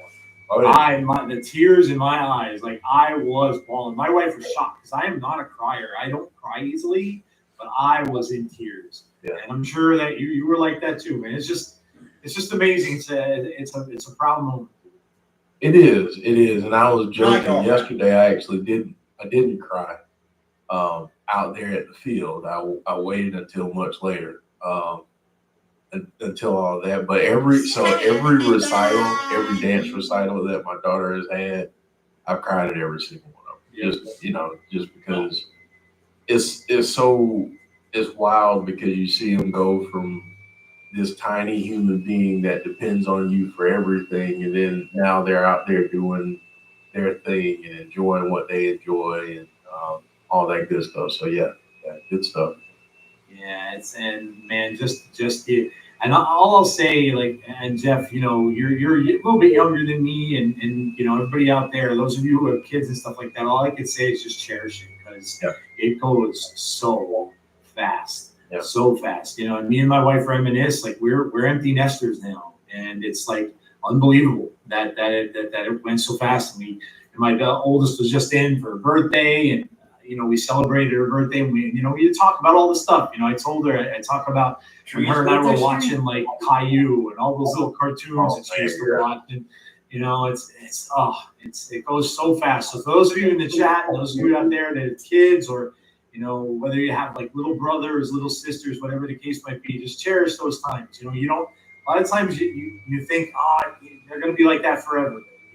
It just goes so quick, and before you know it, I'm going to walk my daughter down the aisle in just a little under a month, getting married, and and I saw the song they're going to play, and I'm sure I'll be crying there too. So it's it goes so fast. Just enjoy it. It's amazing, man, amazing. And I'm sure your son will be playing a lot of football, man. He'll be going to a lot of games. Yeah. I think he's going to be a pretty good little athlete. And I'm excited for him, and to see things yesterday. It was funny because when he first got out there were some nerves, there were some different things, and you could see, like, as the game went on, he got a little more confident as the game went on. It was fun to watch. So yeah. Awesome. All right, guys. So we're gonna get into it again, just to give you an idea of our schedule. So I know I missed TNA last week. I didn't get a chance to watch it yet. I've read a lot about it. I heard a lot of things. I heard it was very good. I have to go back and watch it. I can't watch it on my TV anymore. So I have to watch it on the iPad, but I might watch it tonight, actually, a little later on before bed. Shout out Conrad and Chris for joining me. Yeah. Watch along. So I know Conrad is in chat, so I appreciate you, brother. And see that your Bills got to come from behind win. It did. So yeah. That one started a little rough, I gotta tell you. I have somebody from the Bills on my fantasy team. I'm trying to think of who it is. But they were like, oh my gosh, I couldn't believe that they started so slow, and then I'm like, holy cow, they were down big. Kyler Murray was looking pretty good. Yeah, but football's a little weird. Like at the start of the season, it's very weird. These players don't play in training camp anymore, and you never really know what you're going to get. The opening game's kind of a crapshoot sometimes. But yeah, thank you, Conrad. I really appreciate you coming out, coming on and moving out Jeff there. I really appreciate that, and of course Chris too. But yeah, so Tuesday, first at 6:00 p.m. Eastern Standard Time, we will have Fireflies Forever. Big match tomorrow on Raw. That's for sure going to be the main event. We got a big 4-on. I think it's 3-on-3, 4-on-4. 4-on-4 match tomorrow night. Between the Wyatt Six and, of course, American Made. So we'll be talking all about that on Tuesday. And then, of course, we'll be back for TNA on Thursday. And Emergence is this coming Friday. I will not be here. I have the Friday the 13th thing that I got tickets for that I'm going to. I didn't even know that was going to be on the same day. I had no idea they were doing that on Friday the 13th. But we'll figure out what's going on with that. We'll let you guys know. We'll see what Jeff's got going on. If he, for whatever reason can't make it, then we'll probably have to pass on that one. But we'll see. We'll see what goes on. But yeah. So try doing an NFL fantasy thing this weekend. It's too effing confusing and difficult to understand. Yeah, my team did pretty well, man. I have a lot of receivers on my team, and they all went off. Like every receiver I had, I think I'm leading the league with 139 points, and I don't even have Christian McCaffrey playing yet. So I started off pretty well. But then again, I had the number one pick, but that doesn't always mean anything because last time I had the number one pick, the guy got hurt. He was out for like 5 or 6 weeks, and I'm like, yeah, figures. All right, let's see. Let's welcome in some people. We'll get going. We have Brandon Wayne Lewis. We have Clown. We have Hassan, Deadman, James Grant. Congrats to your teams, Joe and Jeff. We suck again, says Derek. I mean, Derek, when you got Kirk Cousins, I was like, I don't trust that guy. He put up some numbers, but oh my gosh, he just turned the ball over at such fast times that I can't trust that dude. You got a hell of a running back though on that team, so you've got good pieces there. I just honestly think that you need a quarterback. Cousins might be a stopgap. I think you need a quarterback there. James saying he's not here because he's half asleep. We're doing well, Deadman. Thank you. Melonhead is here. Anthony Slade, a member of the channel. Hello, Anthony. Thank you for being here. We appreciate you. Deanna is here.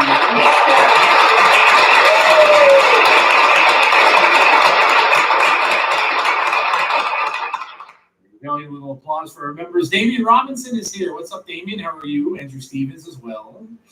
Barry Monkey from Twitch. We have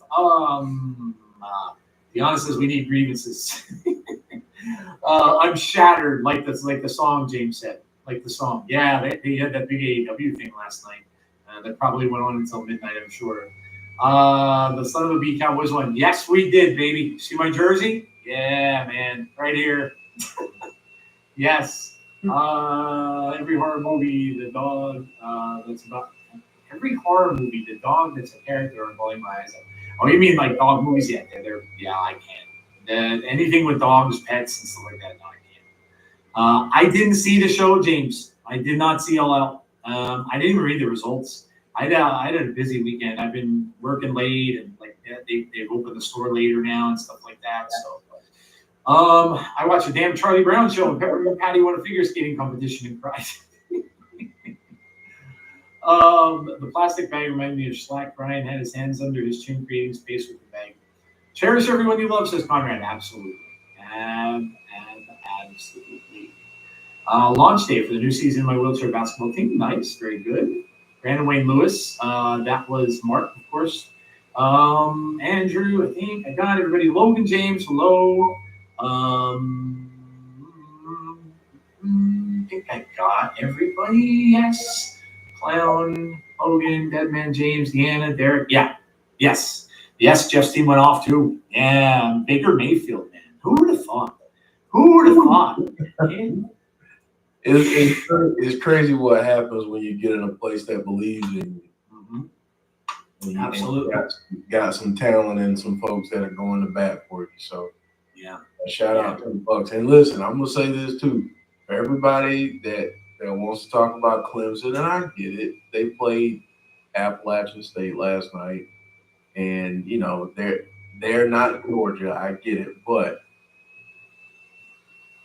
they found some wide receivers last night. They found some schemes that work. So Clemson might be a little bit of a problem down the stretch too. I wouldn't want to play them later in the year if I were some of these college football teams. But listen, there's a lot of teams getting beat by upset beat. Like look how Michigan got beat.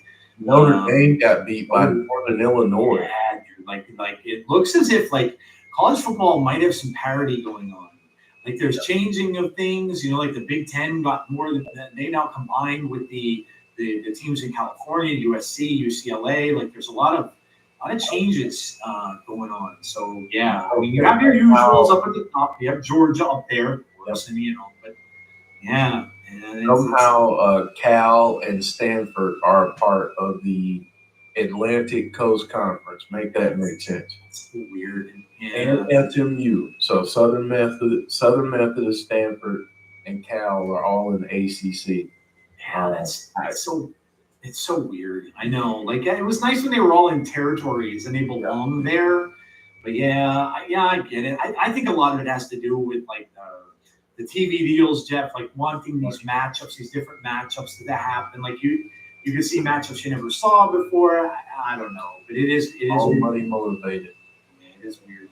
And down in the dumps right now. That's not good, man. That's not good. Hopefully, we can cheer you up. Yeah. The last thing I'll say, being a former employee of the NCAA, I don't ever want to hear anyone ever again speak about student athlete or mention, classroom time and all this stuff, because quite frankly, it just seems like people don't care. Because for Clemson this year, so they have it a little bit easy. They have Stanford coming to them, I think. But can you imagine being a baseball player at, let's say, Duke, and you play Syracuse for a series, and then you have to play Stanford? So you got to go from South Carolina to New York, and then you have to go out to Palo Alto, California. Not very conducive to a good, strong college education is spending a lot of time in the classroom. But I digress. That's just the NCAA whatever in me. It's just always been about student athletes, and this screams the opposite. Yeah. Look, even the NFL is doing it too. I mean, I don't know if any of you watched the football game with the Eagles and the Packers who played in Brazil. So the NFL is now starting to even go overseas and stuff like that. But I'll tell you, dangerous, very dangerous. That field was so soft and coming up, and people getting hurt, and the cleats weren't working right because it's a soccer stadium and stuff. So I don't know. Like, you like all this stuff, and I'm sure the NFL is doing it to get fans from over there watching the product and stuff. But you got to feel for like Jordan Love of the Packers. I mean, he's going to be out for a bunch of weeks now because of that, and so yeah, it's just different stuff. The more things change, the more these. I don't know. You wonder if it's going to be good for everything that they are and stuff like that. Sorry, yeah, man. That's sorry about that. That's horrible news. Pets are it's so. We wish they were with us for a lot longer than they were. And I've been through. I love my dog that I have now so much, and I'm sure they just don't stay around as long as we would like them to, and that's never an easy thing to deal with. So sorry to hear about that. Let's see. I've always argued that they should be reimbursed from education after they're done playing for the school. What I'm saying is you basically give them a degree for playing sports, and then you allow them to get whatever degree they want for free for giving you their body for whatever the amount of years were. Interesting thought. Yeah, interesting thought. All right. Okay. Well, we're gonna get into the wrestling side of it, and let's go on to Jeff, some breaking news, right? Yeah, let's go to the news here. So let me get myself together here. So we'll go to some breaking news. There is the graphic there, and some of the stuff going on X at least. Jeff, there are rumblings about Charlotte Flair. A lot of words being said about her. She's been in, sometimes you see her name out there in Twitter. Hell, I even had a bot follow me or a fake account follow me with Charlotte's name on Twitter in the last day or two that I had to go and report. But yeah, looks like she may be getting close to a return, Jeff, and that's interesting for WWE. They have a lot of good female talent going on there, and we all know the bench that they have at NXT and stuff like that. But it'll be very interesting to see what Charlotte comes back to when she is indeed ready to get back to the ring. And what does she play? Does she come back as a heel? Does she come back as kind of like the face we saw last time? I personally like her as a heel a little bit better. But I don't know, Jeff, maybe it has something to do also with Tiffany Stratton and what they're doing exactly with her. My girlfriend. I was thinking full-on heel with her, but now I don't know. And they might turn her face in here, kind of giving off some vibes with that, but I don't know. Anyway, look, when Charlotte Flair's back, that's never a bad thing. No, and I mean, with her, it's going to be interesting to see which show she ends back up on and what program they put her back in when she gets back. But the main thing is just that she's healthy and ready to go. And there are a lot of talented people on that roster, so I'm curious to see what they end up doing. Yep, absolutely. They are just killing it right now with their women's division. And Conrad says, I can see Charlotte dethroning Nia, and then Tiffany cashes. Probably Charlotte gets the championship match at WrestleMania. Yeah, that could very well happen. Yep, that's kind of where my mind is going with that. Yep, that could very well happen for sure. I'm trying to think. I mean, obviously we had the pay-per-view All Out on Saturday night, and again, I didn't get to see it. I didn't even see results. So, Jeff, did you see it? Did you read anything about it or anything like that? I saw some clips. I do know that John Moxley tried to unalive Bryan Danielson. Putting a plastic bag over his head. Oh, I did see the picture of that on Twitter. Okay, yeah. BCC turned on Bryan Danielson after his successful defense. And the only thing I'm going to say about Hangman and Swerve is just go watch it. Some of the stuff they did, if you've ever seen death matches and very extreme rules type matches, they did a lot of that. There was a spot where there was a needle used. There was a spot off of a cinder block. And then there was a chair shot with a chair that was gimmick, but still kind of jarring to see an unprotected chair shot, even if the chair is gimmick. But yeah, that was wild. Those two went to some very wild places. So I know I had heard about because of course they featured it on Busted Open, and I heard about the childhood home that Swerve said that he bought, and then Hangman went and burned down the house. That's something, and you imagine, I guess, that maybe Tony may have bought the property. I don't know, or maybe he had plans to rebuild. Right, he had plans to rebuild the house in real life, and they didn't care whether or not they were going to burn it down. He was going to maybe build up a new one or something. But yeah, that's something. That's not something you see every day in wrestling. Somebody burns down another person's house. You don't always see that. So yeah, I figured that that match was going to be pretty good. Well, anyway, I mean, it seemed like a lot of people enjoyed it, and that's good because I know last year when they had that, it wasn't talked about being very good because of the big build up to All In and everything like that, and then that was right after it, and so there wasn't a lot of build and stuff like that headed into it, but apparently it was much better. So that's good. That's really good. I'm glad that it turned out well for all of those that watched it. Horrible ending, says AB. Tony Khan apparently said they ain't even done shocking the wrestling world yet. It's tax write-off. Yeah, I'm sure it was something like that. Are we talking about wrestling, or is this an episode of Murder, She Wrote? Felt like that for a minute, man. Right. The cinder block spot was unnecessary and dangerous. Get old Angela Lansbury on the case. They admitted they built a facade that Hangman burned down. The builder talked about how they got it done. Oh, okay, nice. Yeah, I mean, people mentioning Julia on NXT. Right, yeah, that's it's funny because I was listening to the day after episode of Busted Open about that, and Bully Ray like asking Tommy Dreamer, about her because he said he knew nothing about her. And Tommy's trying to explain to him, how good she is and stuff like that. And it was weird to hear him say that. Usually he's pretty up on all the wrestlers that come in. But yeah, I mean, Julia is she's going to be awesome.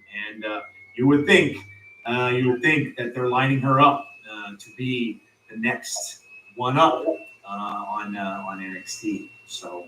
And you're still seeing the stuff going on with TNA, which we'll get into a little bit later on. But yeah, so that's pretty much the breaking news there for the wrestling. So all right, so we'll move on to our topics here, Jeff. And what do we got as the first topic to talk about today? All right, so SmackDown is headed to USA this week. Yeah, it was the finale of SmackDown on Fox, and man, it's crazy to say that. Like for as long as it's been associated with that network, and now they're changing over, and of course, Netflix will have Monday Night Raw starting next year. So for right now, both programs will be on USA. But yeah, it was weird. A little nostalgic last night or Friday night. A lot of people talking about some of the memories that they've had there and things like that, and Michael Cole, of course, being back on SmackDown after we saw was it Tessitore was back on Monday Night Raw. Schenectady, New York native, right down the road from. There you go. That's awesome. But yeah, man. Look, whenever they go to these new places and things happen, we all knew this was coming. The end of last year into this year, we just didn't know where everybody was going to move. Obviously, NXT will be moving soon to the CW. We'll see how that goes. I hope that goes well for them. The CW can be weird. It's one of those stations where not everybody sometimes gets. So we'll see how that goes. But I hope it doesn't break up momentum for them. And then of course Raw moving. So yeah, look, I don't think this will be a big thing. I think this will be cool that USA is getting it back for just a little while. Being that they're always the network associated with WWE, right? Whenever we think of WWE, you think of USA, going back to Gorilla Monsoon and Bobby the Brain Heenan. But yeah, I imagine, Jeff, that on these debuts, when they start over, we're probably going to get some pretty big things going on. I would think they'll have some bigger matches, and we'll touch on some of that in a little bit. But yeah, hey. It's cool. We knew it was coming, and I'm sure they'll have some surprises for us when these debuts happen. Yeah, absolutely. They will definitely have some things in store. And this next topic that we're about to go to was one of those things that we'll have in store for this week, and that's Cody versus Solo, Part 2, in a steel cage. Yeah, well, we knew that this wasn't going to be let go. We knew it was coming. Roman's on another little break again. He's been doing some interviews. In fact, I just saw he has an interview on YouTube that he did. So he's out there. But look, I'd imagine that this is still the story's still going on. It's still probably going to lead up to Roman and what they're building up to here. I do not think that Cody drops that title. I don't care what he's in, whether he's in a steel cage or whatever. I don't see that happening. This, I think, is all to kind of usher Roman back in and get him involved with some revenge on the bloodline. Now, I think the thing that I want to find out here really is, do you see, and Jeff, I love your input on this. Do you see Cody helping Roman, returning the favor? Let's say Roman makes his way somehow into this cage or comes down to the cage and gets in. Do you see Cody getting involved here? Do you see him just kind of backing off, let Roman do his thing? And I just don't know. I don't know how they're gonna do that right away, or if they want Cody to just kind of stay away from it. Yeah, that's probably the way I'd play it. Because truthfully,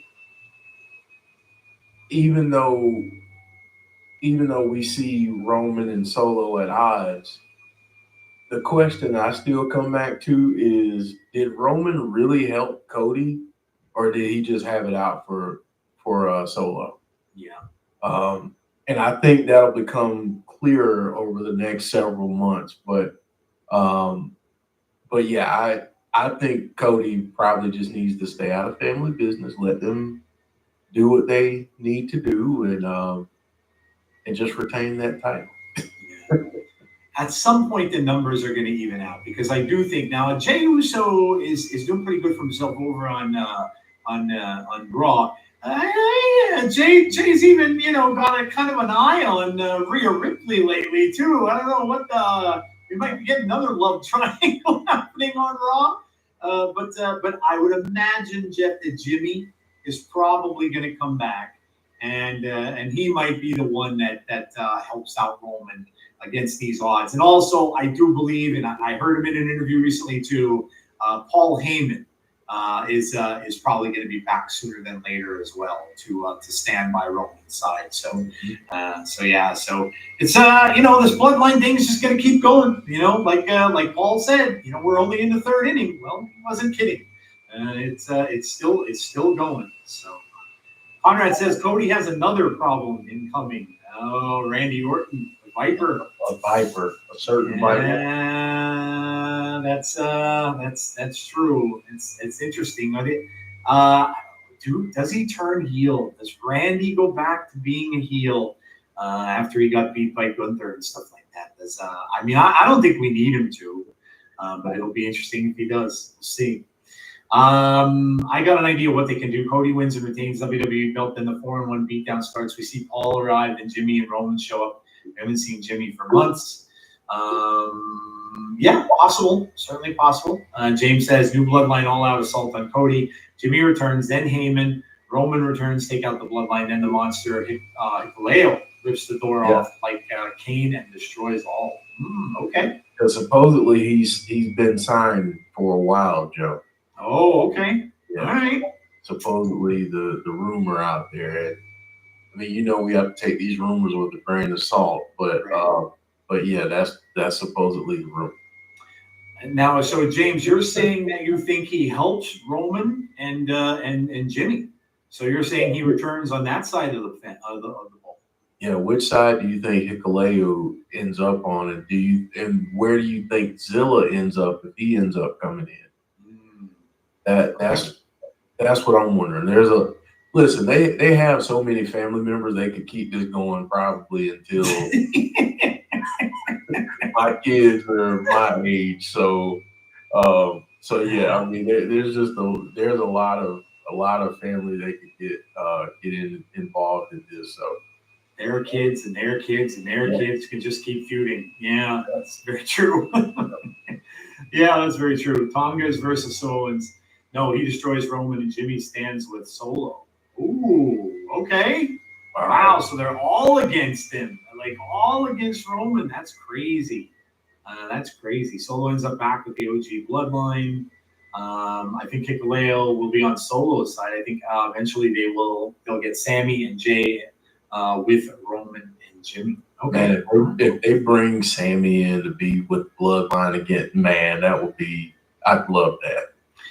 Looks like Sammy's going to have a match with Gunther. It's going to be very interesting. That's probably going to be a bad blood, I would imagine. So, yeah, interesting. A lot of ways they can go. All right, what's next, Chip? All right. Well, from one family to another, the Wyatt Six going up against American Made. This should be good. Yeah. Look, it's funny how on one side they have all the guys, and on the other side they have Ivy Nile. Yeah.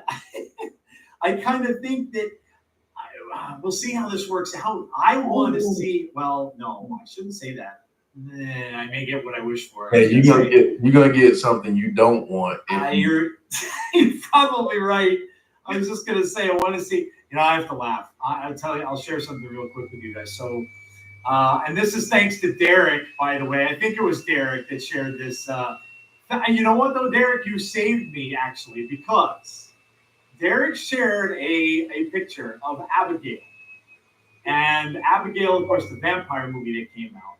and Abigail was walking completely backwards, spider walking, like the whole shot. He said, Yeah. right now, I had no idea, and my wife, who never watches horror movies, came to me 2 days before that and said, we should watch Abigail together. I heard good things about that. Well, I saw your picture, dude. I came home and I said, look at this.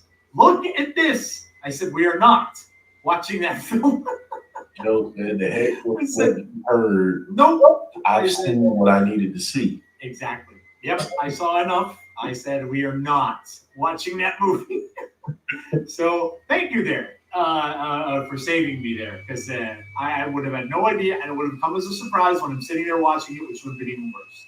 Pictures are one thing, but seeing it in action, yeah.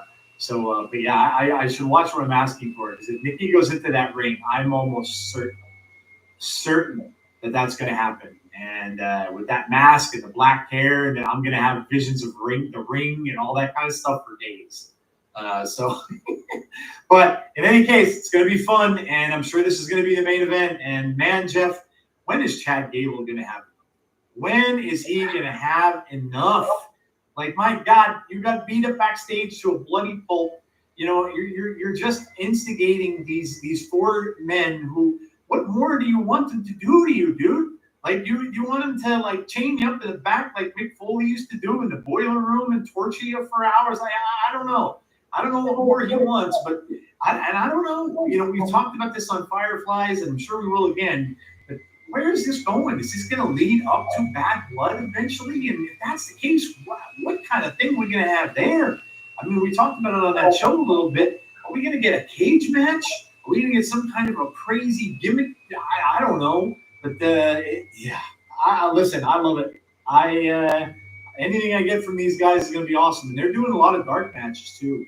I don't know if you guys have seen it, but there's a lot of stuff they're doing after the shows end and stuff like that people are getting pictures and stuff of. So, yeah, Jeff, I'm excited. Anytime I know they're going to be on Raw, it's an exciting thing.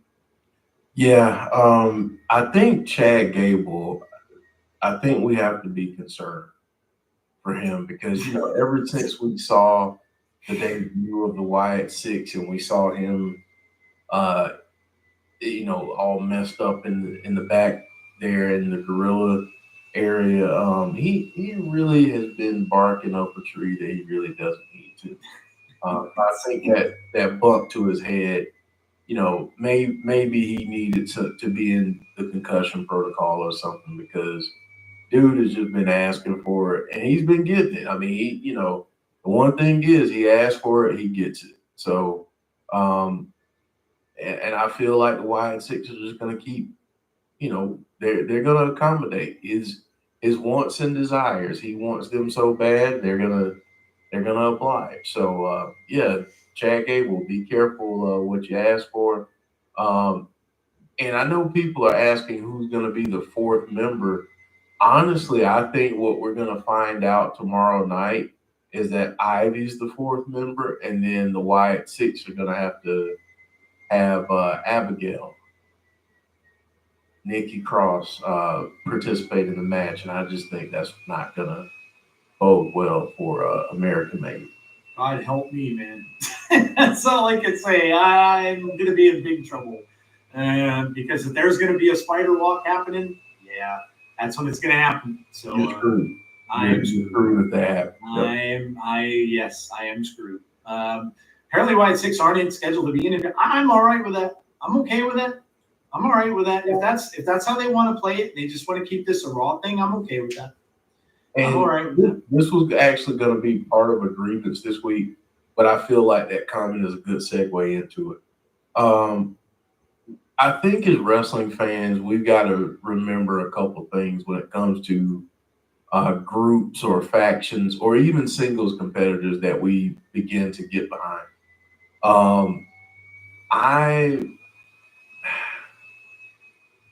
I believe that we have to be honest about what direction certain characters and certain things go in.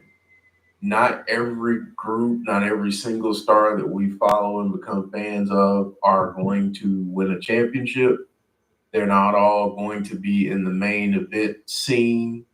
And they're not always going to be on pay-per-views. And I think at some point, although we'd love to see them on a pay-per-view, although we'd love to see them, more prominently, there are just times where we got to say, you know what, that the company's doing what they need to do. And unless we know that the talented people that are around, unless we hear that they have a problem with it, we should just be supportive. Yeah. And and I think, and not that I'm coming down on James about his comment, because that's not, he wasn't saying anything like, oh, they need to be on the pay-per-view. He was just saying they're not supposed to be for a while. And I think that's perfectly fine, because when you do bring them on a pay-per-view, it matters that much more. You know what, too, Jeff? I often thought, and I thought of this even when Bray was doing it too. You wonder if, because there's such a big fan base for them, that it doesn't take away the rest of the pay-per-view. Like you want, and maybe this is a way to do this, where they're on Raw, right? And they're a draw for Raw. Like people want to see them on Raw, so they're probably getting big ratings when they're on. They're main eventing the shows that they're on. So, and they know that, like Jeff said, do they belong main eventing pay-per-views? Probably not, right? Especially when you're doing titles and all that kind of stuff. So, yeah, I mean, it's a good point, and I agree with you. I think that, save the pay-per-views for now. We've got some pay-per-views coming up that aren't going to be necessarily all about titles, right? We've got War Games coming up that that they're going to do Survivor Series War Game. Now that's one I could see happening. This goes to there, I could certainly see a match in a War Games ring between these factions. I could see that. Doesn't have to be the main event, because that'll probably be saved for Roman and the families and stuff like that colliding. But I could see it happening somewhere like that. But I'm okay with it. I don't need it to be a pay-per-view. I don't need it to be front and center. And listen, we don't know, how Bo is going about this and their plans and how he's talking about all this stuff either. We don't know if he even wants to be on pay-per-views or anything like that. So yeah, it's a great point, and I agree. I think that let's just soak it in. Watch it for what it is, enjoy it, and just see how it goes. So, yeah. Segue, join us on Tuesday, and we'll talk all about what happened on Monday. So come out and check out Fireflies Forever. It's a good show. Tom Collahue, who said that, by the way, on his YouTube channel. Okay. All right, cool. All right, Jeff, what do you have next? Speaking of Tuesday, someone that we're very familiar with on this channel, we'll be having an open challenge on Tuesday. So Jordan and her open challenges, man. Like this woman isn't afraid to put that title on the line any place, anywhere. You've heard wrestlers say that in the past, right? Like, I'll put this on the line, I don't care what, but they don't live up to it. Oh my God. Like, how many people has Jordan fought? She's put this on the line, no matter, now she's going to NXT, she's putting it on the line there. What I was saying for a little while that and we'll talk about this as a segue into another part of this segment too. But they've lost a lot of people, a lot of knockouts to injury with Kylan King, and now we saw Killer Kelly finally came out and showed that she was pregnant with a child. So we were wondering where Killer Kelly was, and whether she was maybe going to come back. Now, obviously, she's not. And of course, we all know what happened with Giselle, which we're going to talk about in a little bit. So they really have lost a lot of knockouts in what is that's their strength there. TNA's strength is that knockouts division, and sadly they lost a lot over this past year. So Jordan being that ambassador, going out and taking that title, and still having people be interested in that, going to NXT now, she's going to challenge for. I mean, could you imagine? I don't think it's going to happen. But could you imagine if Do you imagine if Julia came out to answer her challenge? I mean, you know, there's I don't think it will because obviously she's with Roxanne Perez and that kind of thing's going on there. But you know, James is saying maybe Wendy Chu. I don't know, but this is interesting, and it looks as if on TNA, and especially from what I've read about because I didn't get to watch the episode, it looks as if Rosemary is seeming to be the one that is developing some sort of thing for Jordan as well, and then that's building up a little bit too over in TNA. So maybe Rosemary is going to be the one that's going to step up. It's going to be that next big challenger for her in TNA. But Jeff, yeah, listen, I know you were a big Jordan Grace fan right when we started watching TNA, and I, you know, I think she's phenomenal. What she has done with this title is just put it on her, you know, put it on her shoulders, take it to a new height. She's taken on all comers. It doesn't matter who, and she's just putting that up there, and that says something about her, Jeff. I think that it's great that TNA has that title on her. I don't know honestly how long she'll be around TNA after this. You know, a lot of people are saying she's probably fast tracked going to NXT. And that could very well be. I don't know. But this run she's had, Jeff, is pretty. Yeah, I mean, being able to have a champion that can defend it in the way that she does, weekly almost, that does a lot for the title, but it also, to Deanna's point, does a lot for Jordan Grace. I mean, you think about the year that Jordan Grace has had. I mean, defending the title as much as she has, but being in the Rumble and all those things. I mean, it's just she's had a heck of a year. So, I mean, it just only makes sense that she continues to defend the title the way that she does, and you know. There's some possibilities for some other names on Tuesday. I know a few people were mentioning Delta, which I agree with Conrad. That would be dope if WWE worked out something with TNA and Delta where she was able to go into the Knockouts division for 6 months to a year, something like that. I know that Bully Ray mentioned this, which is wild to say. And Brandon Wayne Lewis just mentioned her name.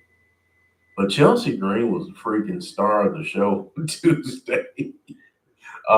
She's so great and so underrated, I think. So look out for Chelsea Green too. That'd be an interesting match, Chelsea and Jordan. If Chelsea decided to come out and challenge her. I mean, look, Chelsea was in TNA. You know, wasn't all that long ago. So yeah, Mickey James, imagine Mickey came back. I'd love that. Yeah, it's phenomenal that they're keeping this thing going. We're going to go right into the next segment here because we have more of it. The fact that this is keeping on going on, people kept saying, "Oh, well, I wonder when this thing's going to end." Well, it doesn't look like it's ending anytime soon. This was amazing how they did this. Obviously, Wentz getting a win last week, which I did not see coming. I didn't think that was going to happen. Getting a win over his ex-tag team partner and winning that match. But what it was because of Trey Miguel. And I didn't, you know, all of this. And in that whole thing, that whole storyline, Trey Miguel was kind of the forgotten one a little bit. And Trey came out and showed, hey, I'm the one who's got your back. I'm the one who's been here for you. And don't worry about him. You know, I'm the one. So now he comes out, helps, you know, Wentz to win the match, and then and now they're getting a shot at the NXT tag title. So we'll see. You know, I know a lot of people are saying, well, they probably won't win. You know, we haven't seen, of course, Joe Hendry didn't win, and you know, so far nobody in NXT has dropped the title to anybody in TNA. But listen, to me, it doesn't matter if they win. That'd be pretty awesome. If they don't, it's still cool.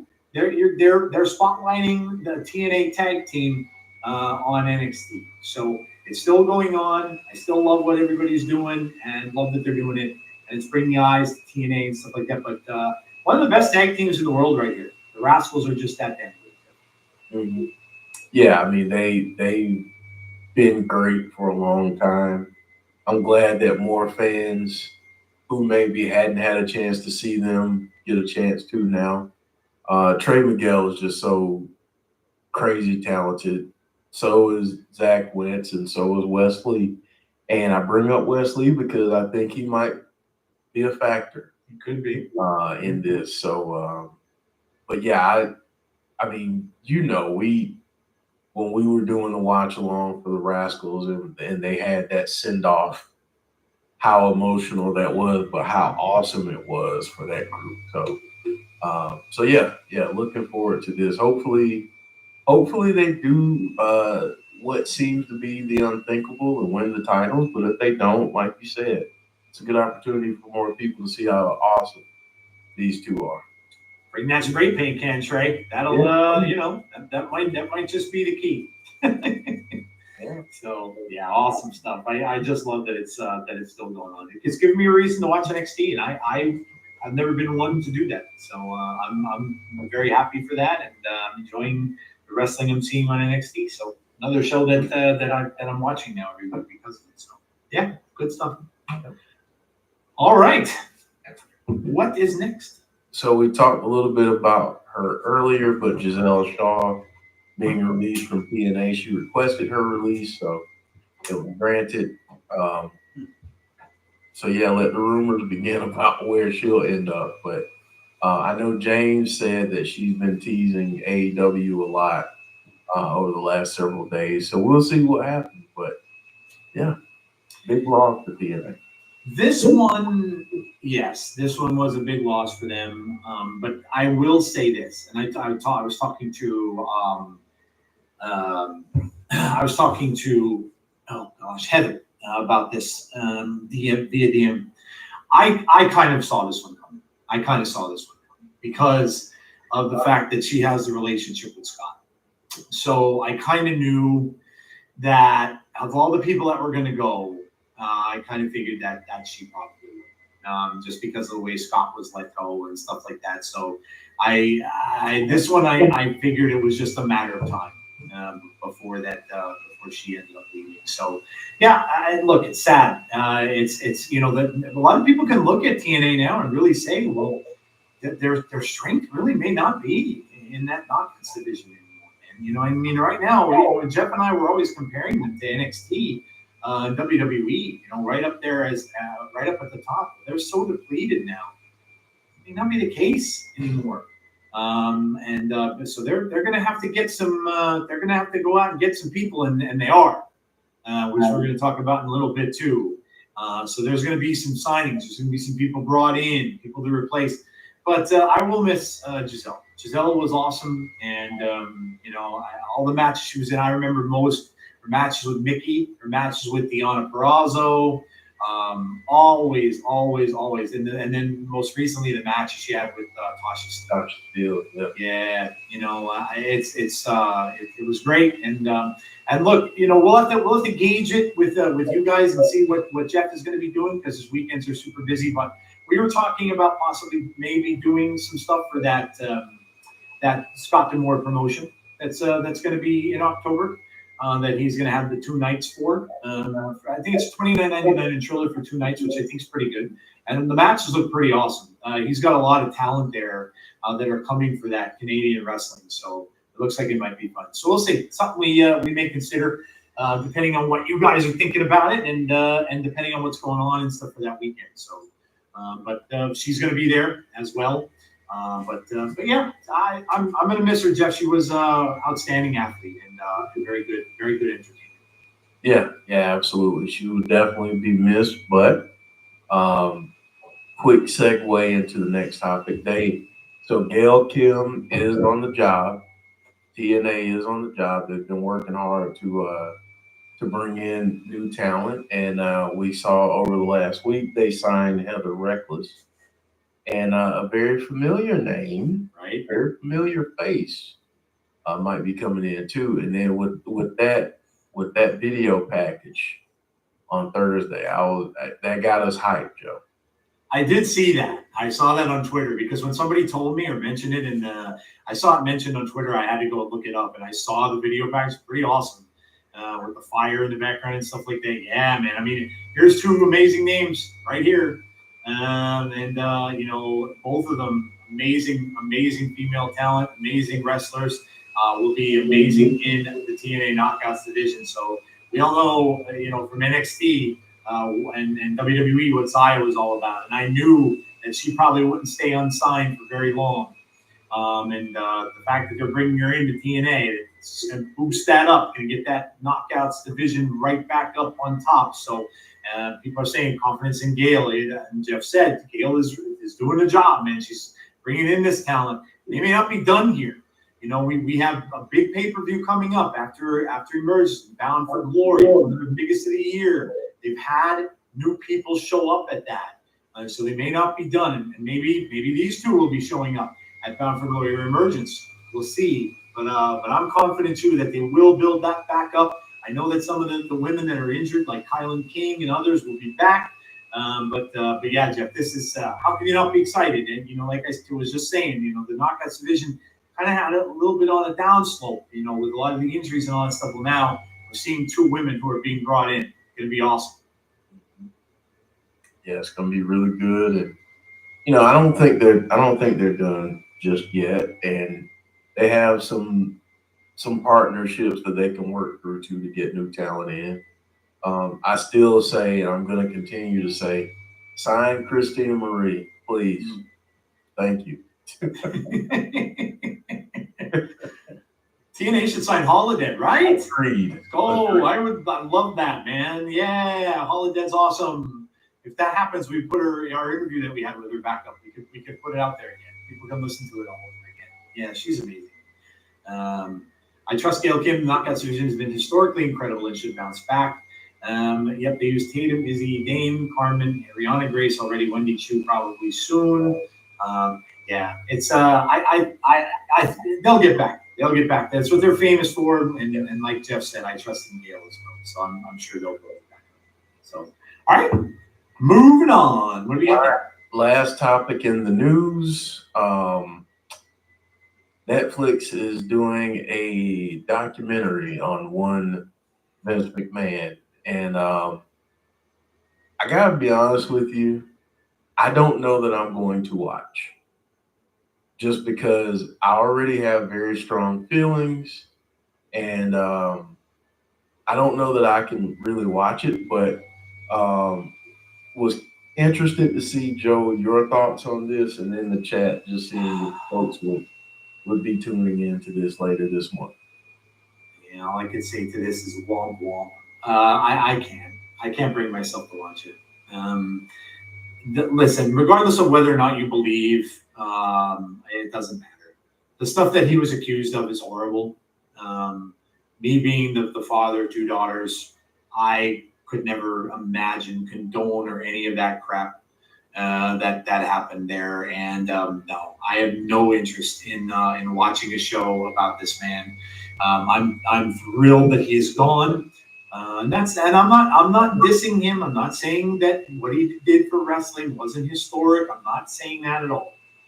I'm not saying he doesn't deserve credit for everything he did, but I don't need to watch a documentary about it, especially if I don't know what the content is going to be. Are they going to bring that stuff into it? Many times these documentaries do, and I don't want to hear that.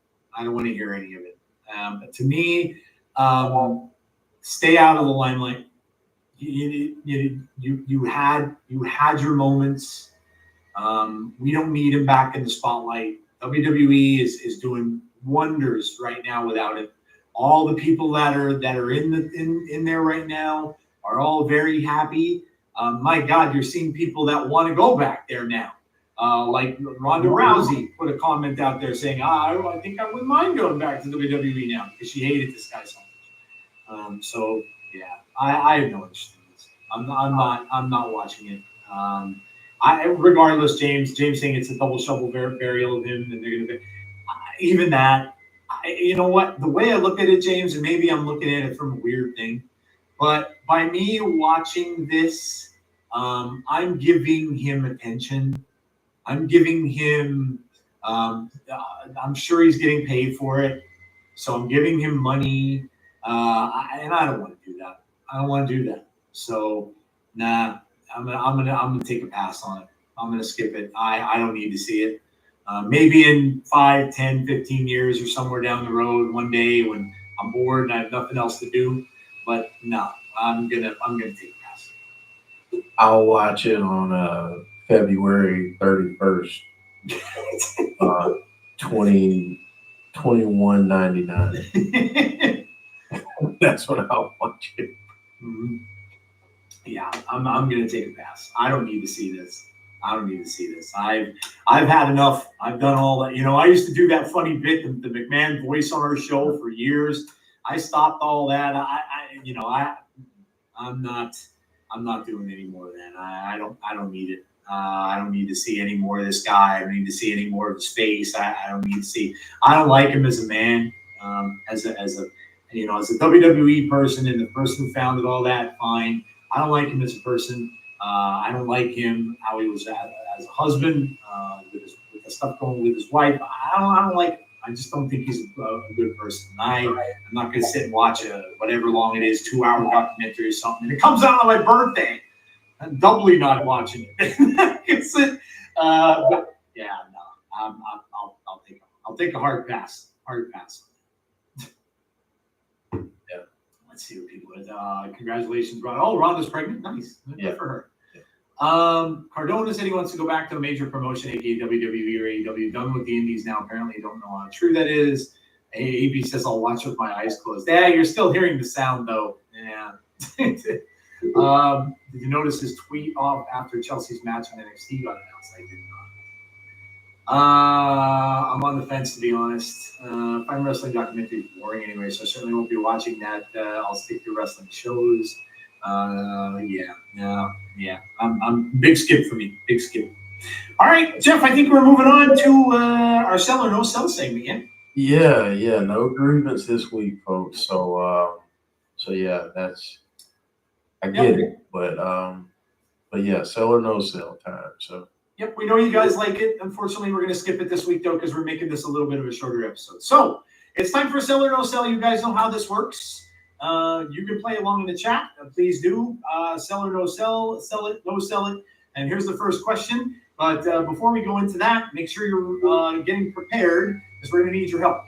Third question we get from you always. So get ready for some of your own sell or no sell topics to give us for the big wheel that we can spin. All right. Topic number 1 here, Jeff. Bryan Danielson is a Mount Rushmore wrestler. This question comes up a lot about wrestlers that have been around for a while, that are maybe going to be retiring soon. But yeah. What are your thoughts here, Jeff? man, I mean, when you look at all of the accomplishments, you look at his career and everywhere he's been, he's won. So it's difficult because I think sometimes, like I look at him, like I look at Shawn Michaels, and then you think about Mount Rushmore. That's 4 people. So is he one of the 4 best wrestlers ever? And you know what, Joe? I'm going to go out on a limb. Now, I'm going to say he deserves to be in the conversation. So I'm going to sell it. I'm going to sell it because I think that given his accomplishments, the titles in every single promotion he's been in, but you look at the guy and how he works and his skill in the ring. I mean, even right now, he's definitely on the back side of his career, but he's still putting on great matches. And I just feel like, is he on my Mount Rushmore? No, but is he not too far off. He's elevated to that point now. So I'm gonna sell it. I'm gonna say that he is for me. That's the thing, right? This question is so loaded, and it's everybody's personal preferences, right? You're all gonna pick your own. You're like, I can give you mine, Jeff can give you his. We're gonna probably come up with different answers. There's no real right answer here. It's just like, whenever I see this question, I always think of mine come to my mind right away, and my four that I have on there. And then I think when someone new is asked about whether they should be there, then I think to myself, well, do one of those faces I have come chiseling down, right? Does one of them get chiseled off there? Like they did in the Superman the movie when they put the Zod up there and they did all the that's what comes to mind with this. I'm not dissing him at all. I'm not. But for me, I have to say no. I'm not going to argue with any of what you said because it's all true. Everything that he's done has been amazing. Yet, because this question I think is personal for every wrestling fan. Mm-hmm. And I think for me, it's personal because I'm going to tell you this. I did not root for this guy when he was going up against Triple H. I didn't want him to win. You were one of the people I was one of the people that rooted against him. I didn't want him to win. This felt to me so much like they just wanted this guy as over as could be, and that they just wanted to just give him and put him over. And that night, when he wrestled those two matches, I was rooting so hard for both men that wrestled him that night. I did not want him to win. I just didn't. I don't know what it is with him. The guy, I don't know what this guy's, just his face looks smug to me. I don't know what it is. I just have something against this dude. Like, I never was a big fan. I never liked him all that much. But again, I'm not going to deny what he's accomplished. He's amazing at what he does. You know what I think, Jeff, what he should do? And I hope maybe he will decide to do this because maybe he'll want to stay around wrestling. I think that he should be a trainer, a coach, something backstage, something. Maybe he'll open up his own wrestling school. I don't know. That I could definitely see him doing. Maybe he'll be the backstage guy that AEW needs back there. I don't know. But maybe that's what he'll be. But yeah, I never liked him. And I was like, so the whole yes movement stuff, I wasn't a fan. And so I just wasn't a fan of it. So I can't put him there because I would want to chisel his face off of the Mount Rushmore the minute he went up there. So yeah, no, I can't. I just can't do it. But again, I will acknowledge what he did, what he's done for the sport, and what. But again, like when you have names up on Mount Rushmores like Ric Flair, like Sting, right? Like those guys that are up there. For me, I may have some different ones. I may have Roddy Piper up on my Mount Rushmore. Maybe Jake the Snake would be on my Mount Rushmore. I don't know, but like that's what it is. Like that's what makes it hard for me to answer this question. But like I said, he's great. I didn't think he'd win that title, to be honest, in AEW. I didn't think he would win that. I didn't think they'd take that title off Swerve, and I thought he was going to retire. But we'll see how long this goes, this reign that he has, and how long it happens, and how long it goes. And I would have, and see where it takes him. But yeah. So there you go. Me and Jeff disagree on this one, but only because I just hate his face. Like I'm just that smug picture up there. Like look at that smug smile. I just want to bash his head. It's just like. I just don't like him. Well, apparently Mont felt the same way you did and had to put a bag over his head last night. So, I mean, I think I might need to go back and watch that. I might actually enjoy that. So next time we do the show, Joe's going to have that as one of his favorite week. I might have to do that. Yeah, I might. Oh, let me see. Let's see what everybody's saying here. No sell to me, but I can't argue the sells. Because Matt Saturday was mad. Based on the last 15 years, I would sell. If the Mount Rushmore has about 20 faces, says James. Depends on category, says Conrad. Jungle Boy did him no favors. He's a great wrestler, says Swag Man. Danielson is not on Mount Rushmore. He's definitely got a mock up in the gift shop. I wouldn't argue if someone had him in their list. Wouldn't be on mine. I wish he would finish his career in WWE. Derek says, okay to say no. We all have our opinions. He's not on mine either, but he's a hell of a talent. Really nice, kind person. I imagine he probably is. When I watch him on the Bella Twins show and stuff like that, he seemed like a genuinely nice guy, which makes me hate him even more. I didn't know who Daniel Bryan was when he was in NXT, but then I looked him up at his time in ROH and realized he was way above the Miz. He should definitely be a trainer when he retires. American Dragon. Brandon Wayne Lewis says yes. For me, the Mount Rushmore would be British wrestlers from my childhood. Big Daddy, Giant Haystacks, Les Collette, and Kendo Nagasaki, because that's when I believe it was all real. I bet Steamboat is on Jeff's. Oh, I'm sure. Darn Skippy. I'm sure he would be. See, that's what I mean. They're all different. Mm-hmm. They're all different. Brandon has one for later. Okay, we'll pin that and come back to it. Swagger says, "Damn, Joe. Joe hates goats." Yeah, I don't know. Maybe I do. Maybe I never liked goats. You're right. When I used to go to the zoo and stuff, I kind of didn't like goats. In fact, the goats, when you go up to a goat and they like spit at you, they're just rude. So what we're figuring out is when Joe was like 6 or 7, he had an encounter where a goat was like rude to him and tried to knock him over or something. that could be. And ever since then, he's just like, you know what? I'm done with goats. I'm done with it. That could very well be, because my dad used to take me to the fair. That's one of the big fairs in the state. We used to go all the time. There used to always be animals and stuff there. So that could be. I may have just blocked it from my mind. So, all right. Derek says, "Damn it, Joe, LOL." What do I think about Dak's contract extension? I don't know.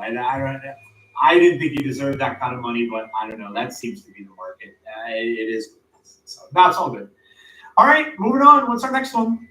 They said, what did Deshaun Watson get? Let's do more than that. Yeah, they just went above everybody. I mean, they went over that. He's now the highest paid person in the NFL. And the most guaranteed money. Yeah. All right, Joe. So the second topic, the NXT TNA partnership has been, keyword, mutually beneficial. Sell or no sell? I'm going to sell this because of the fact that I think it is bringing, in fact, I know because of numbers, it's bringing fans to both. It's bringing fans to both.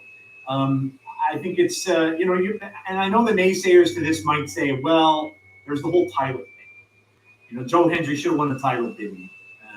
In some people's opinion. It doesn't look as if WWE is going to surrender any of their titles. That they're not going to. But look, for where TNA is, and again, we see this. You guys see it when we're doing watch alongs for the pay-per-views. We're seeing sold-out shows. To me, that's helping out. You're selling arenas out. They're going to probably sell out the Detroit arena that they're going to for Bound for Glory. You're getting people watching the show more, to the point of where they stop showing it on YouTube for cheap. I'm sure that's part of the reason why that is, because now they know, they're like, okay, now we're gonna go to the next level here, guys. We know we got you. We got you. Come and you're watching our show. Well, you're gonna have to pay for the app. So I believe that yes, I'm selling this. I think yes, it has been mutually beneficial. I think that they are. They're doing things on each other's shows. Jordan's this week showing up on NXT with an open challenge. You have people going over to TNA that are wrestling there.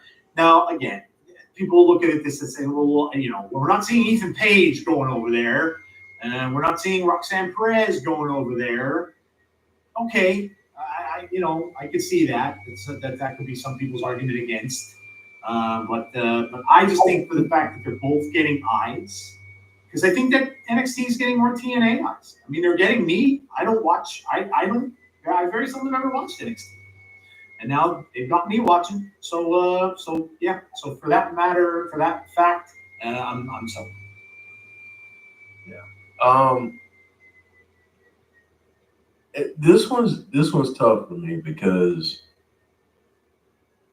while I do think it's been very beneficial, and I think it's given both bumps in ratings and viewership, I am one of those people who would like to see Ethan Page or Trick Williams or Roxanne or someone else, show up on TNA. Even saying that though, I do think it's been beneficial because if you look at Joe Hendry, being on NXT certainly hasn't hurt his status. Same with Jordan Grace. Now, what I worry about with those two is that they've just been doing like however many month long audition for WWE. But I do think it has been beneficial, mutually beneficial. So I am going to agree with you, Joe. I do think it has been, but I want to see. And I know I got to be patient, but I want to see them do a little bit more. And I think that they're going to. I just think that it's going to be the bigger stuff is going to come down the road. Yeah, I agree. I think so too. I still think that this is leading to something. I do too. I think it's a joint show. I do think it's a joint show at some point. I mean, like I said, they're coming up on the CW thing. Yeah. I agree. I still think that something's coming.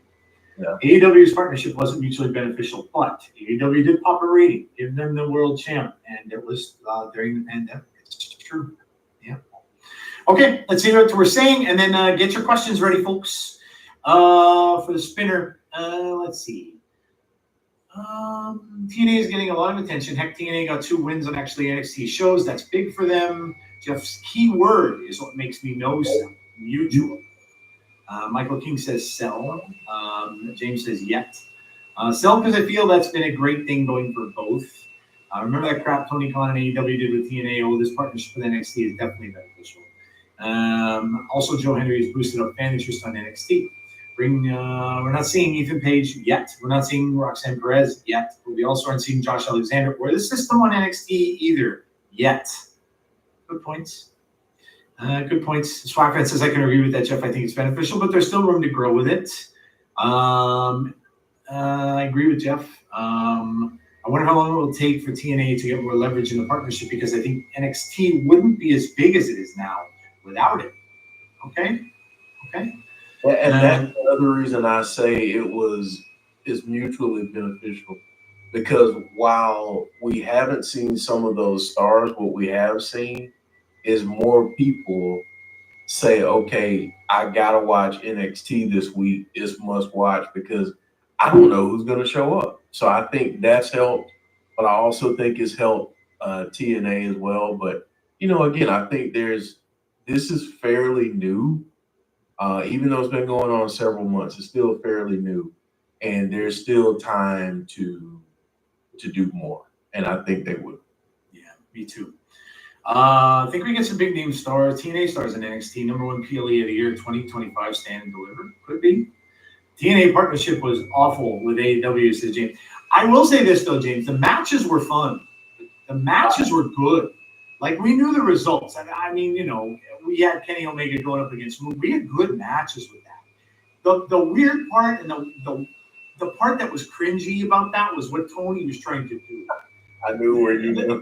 The playing the freaking villain on that he was just awful in that.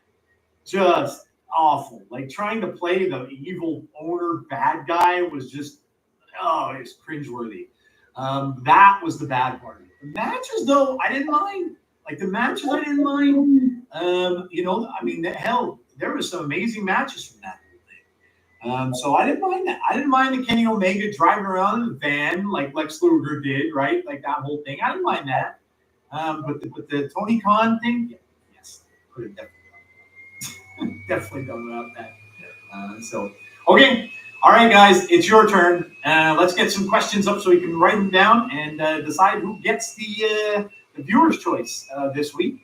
The TK show is going to hit it. 7 spots. 7 spots. We got 7 spots to go, so we need some questions. Don't remind me of Tony on Impact. I need to sleep tonight. Oh, okay. Let's do that one. Let's say Sid will make Hall of Fame. Oh, okay, good one. I want you guys to know that the character TK was playing was Vince McMahon in Memphis. Yep. This was his first time being seen as a heel on that local television, but you can find it on YouTube, I think. Okay, yeah, it was just very cringeworthy. So maybe Vince was very cringeworthy at that time too. It could very well be. For sure. Could very well be. Brandon's already got 2 of them. Let me go up and see what we got up here. Because I think a couple people put some stuff in early. Of course, now I'm not going to find them. You're probably going to have to. Oh, here. Brandon says, "Is Cody and Solo's cage match, or will Cody and Solo's cage match be better than Swerve and Hangman's cage match?" I got that one. Okay, so we know some. All right, so we need more, guys. Skip back down again.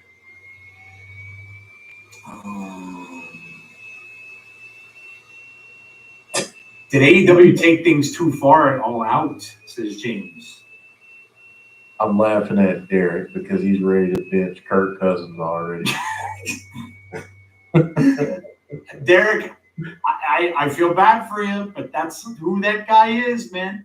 He'll rack up games where he throws for 400 yards for you, but he's gonna throw 2 picks and he's gonna throw like 2 touchdowns, and that's what you're gonna be living with, buddy.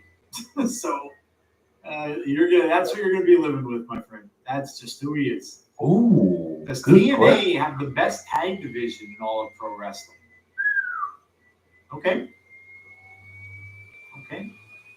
Because I kind of hope that we land on that, because I have some thoughts about tag divisions across wrestling, period. Yeah. Good one. Okay. Is Alexa Bliss the target of the Wyatt Six? Says John G. How many we need still? 1. One more, guys. Come on. Somebody's got to have one. Somebody's got to have one more. Who's going to be? Next one up gets it. One more. Who's going to be? I need one. I need one more. One more. Who's going to do it? Come on. I'm waiting for a comment. Here we go. Andrew Stevens. I've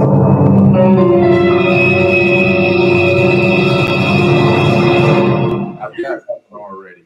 I've got that one. Oh, you got the Swerve and Hangman one? Ooh. Those 2 are really good. Should WWE bring back WCW? Oh my God. Does Rosemary win the Knockouts title?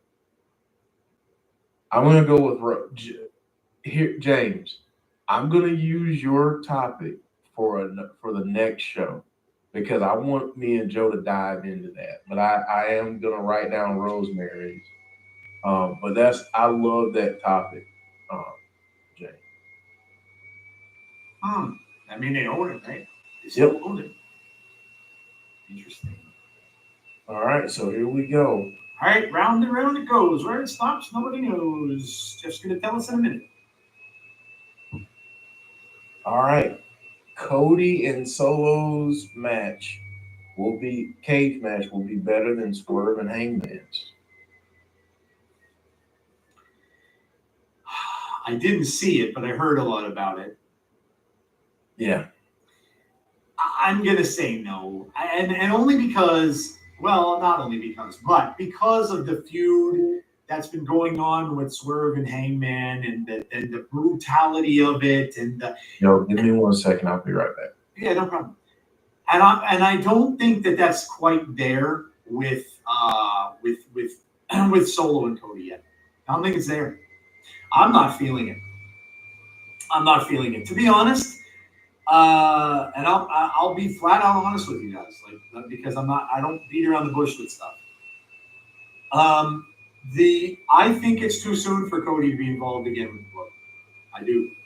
I know it was always going to be in the back of his mind and always going to be there, but I don't think, and another little bit of honesty, I don't think they know on SmackDown who to put up against Cody Rhodes right now. I just don't think they do.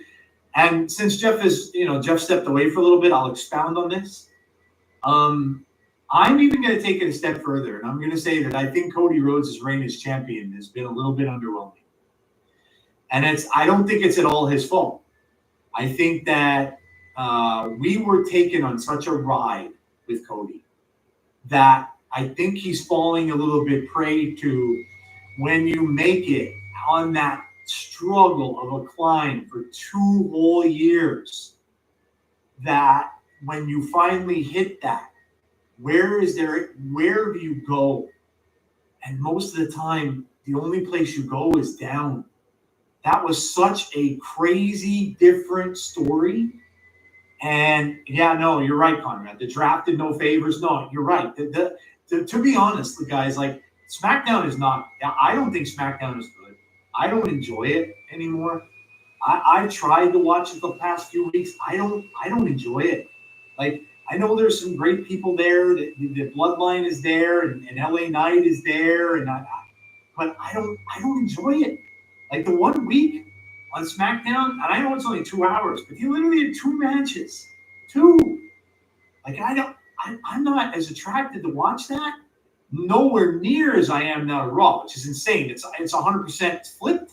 Like, Jeff and I make fun of that all the time. We used to say that we'd be falling asleep watching Raw. Now it's like it's flipped. It's gone completely opposite for me. I don't even care if I miss it anymore. And that's the true feelings on that. And the Cody stuff, like, I guess maybe because he went so far to win that match that I don't see him losing anytime soon. There's no way they're going to have him drop that title 4 months after he won it and took so long to win it. There's no way. So these people that he's coming up against, to me, there's no way he's going to lose. So I just think that this is being used as a bridge for the Roman stuff. And so, yeah, I'm definitely no selling this. And the Swerve and Hangman stuff with all the personal things and the burning up of the houses and wasn't there something with Swerve too where he threatened his wife? Oh, he went to Hangman's house. Yeah, and his wife's pregnant too, right? I mean, the kid was there. So that's a pretty high degree of feuding. So no, it's definitely a no sell. So yeah, definitely a no sell. I'm gonna no sell it too, Joe. And the reason I'm no selling it is because the Solo and Cody feud isn't even on the same level as Hangman and Swerve. Swerve, if we had a category for our awards for feud of the year, which we do, by the way, I can go ahead and tell you my leader in the clubhouse, and it's Swerve and Hangman, because that feud has been absolutely fantastic. The personal stuff and that adds to a program, that adds to a feud. So, while I appreciate everything about the Bloodline and Cody's story, I just feel like this feud is better. So I don't think it'll be a better match. I think it'll be a good match. But here's what I'd say too when it comes to matches and picking one over another. It really just goes down to people's preference. And there are going to be some people who praise the Cody and Solo cage match up and down and say it's the best thing that they've ever seen. And there are going to be some people that say the opposite. They're going to say it was the worst thing that they've ever seen. So it's tough to say a match will be better, but I just think based on everything involved in the feuds, I don't think that we're there yet with those two. Yeah. Yeah, I agree. Let's see what everybody's saying here.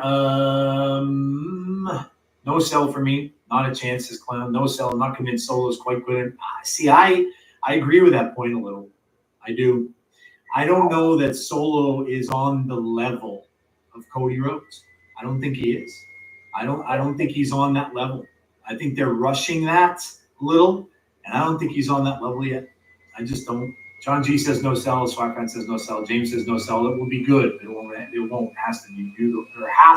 It won't be as brutal. Sorry.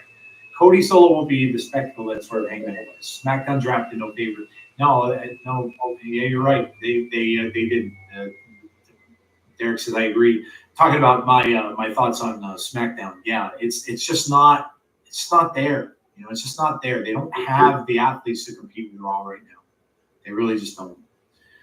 Cody feels like a side character in the Solo and Roman feud, and he's the undisputed champion. The Ula Fallout has more substance than Cody's title right now. That's a good point. That's a great point, actually, in this. That's a great point. You're right. Is that pushing aside that the belt should be the most popular thing? You might be right. You might be right. Matt just set up to make Bad Bloodline versus Roman. Yeah, I know. I agree. I know that's going. Yes, but the Rock crap. But he made Cody's story even better. NXT is more interesting than SmackDown these days. Swerve and Hangman feud is probably the best feud in AEW history, in my opinion.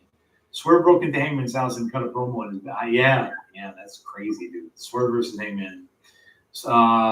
Effie versus Mance Warner is tied with Swerve and Hangman. Okay. Like Jim Cornette said, Batman needed Joker, Superman needed Lex, Cody needed Roman and Rock. Cody is good enough as a face, but that was certainly something very, very unique. And I think that they're, I know SmackDown reached out and wanted to snap up Cody right away to that show, but I really think that might have been a mistake, especially with Seth taking the time off that he did.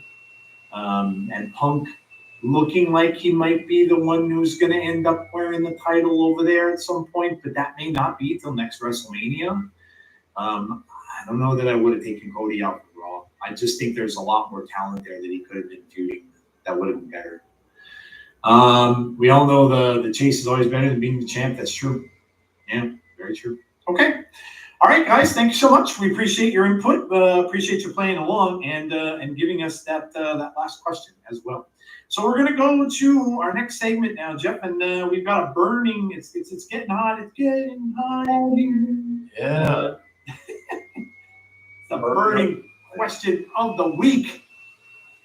Yeah, burning up a little bit, so a little toasty for everyone. So the question this week is I'm new to the TNA bandwagon. Love what they do, but it feels like there's something missing.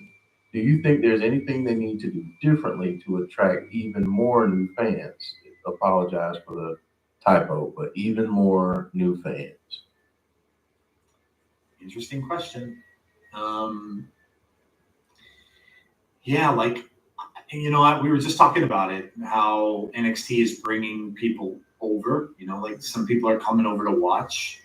And this is a good question, because what is now, I would think a lot of NXT fans might be coming over to watch Joe Hendry, or they might be coming over to watch Jordan Grace, or now maybe they're coming over to check out the Rascals. But the way this question's worded, it feels like there's something missing. It's a poignant comment.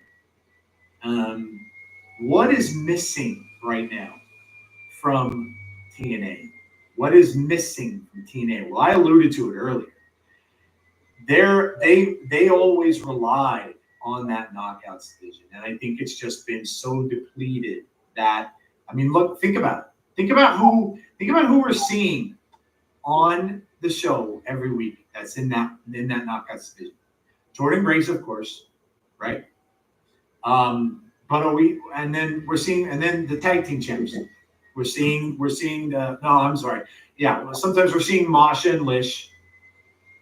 Sometimes we're seeing Jody Threat and Zaya.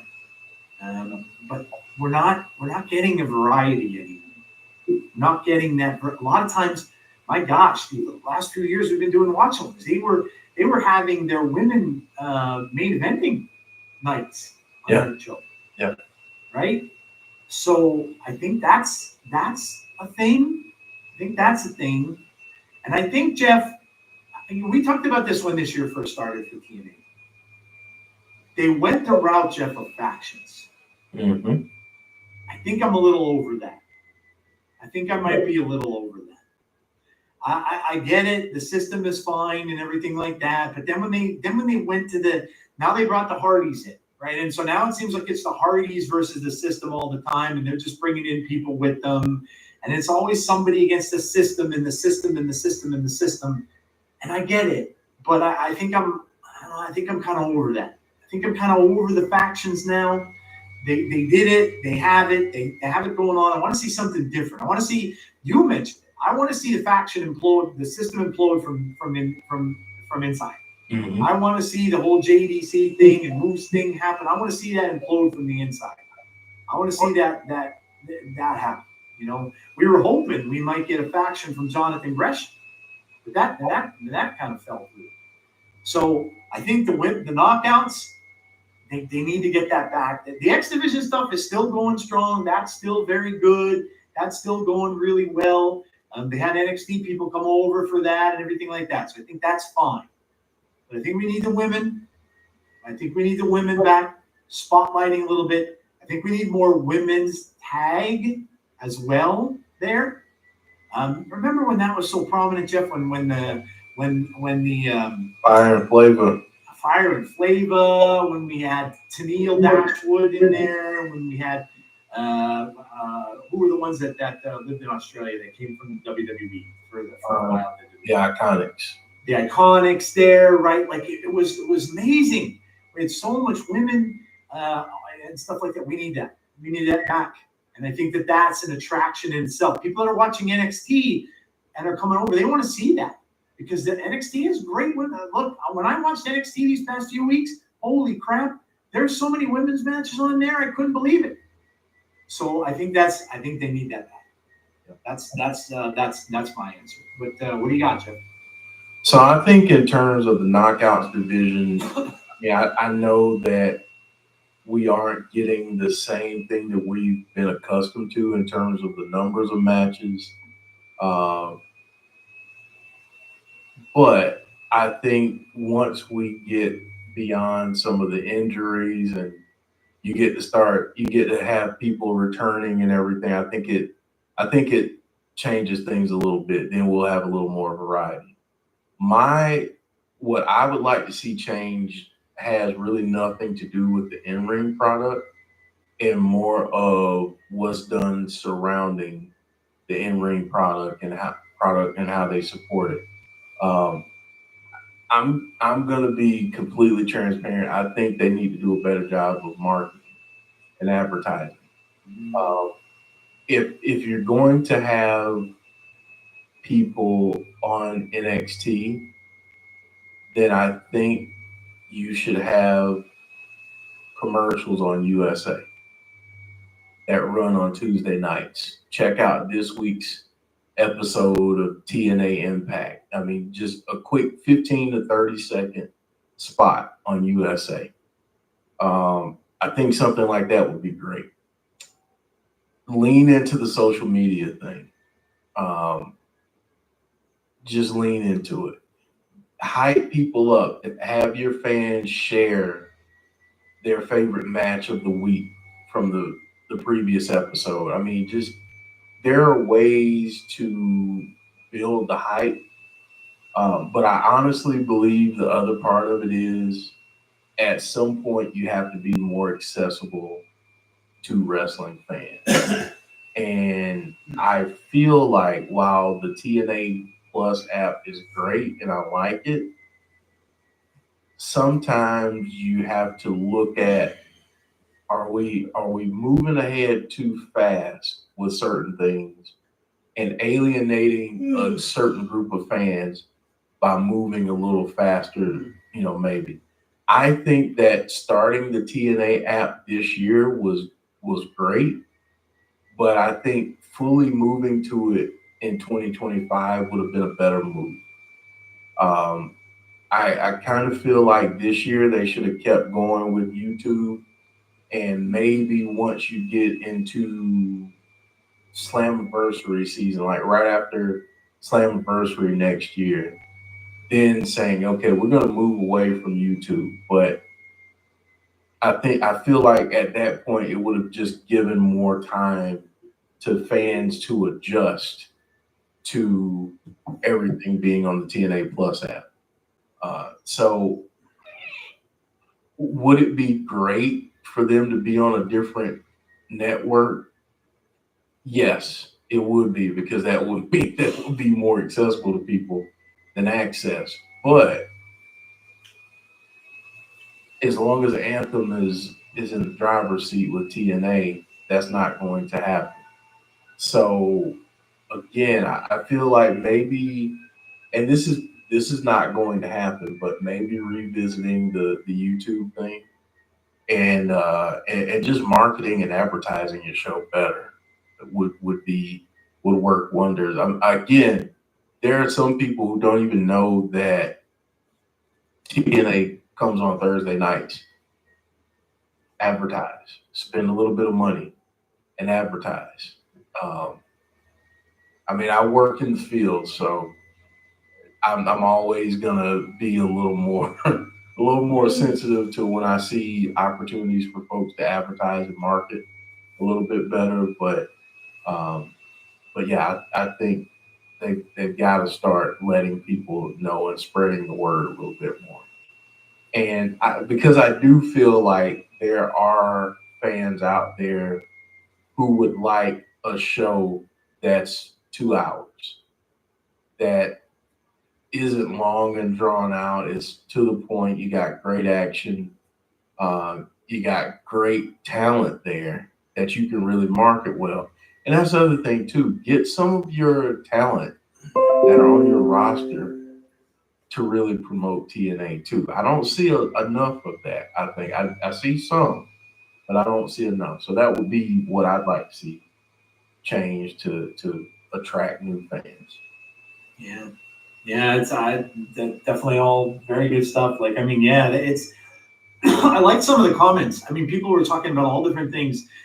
Somebody mentioned the writing on the show, which, look, we've been watching the show, the watch along every week. You know, we're saying it's 8s, 9s for the most part.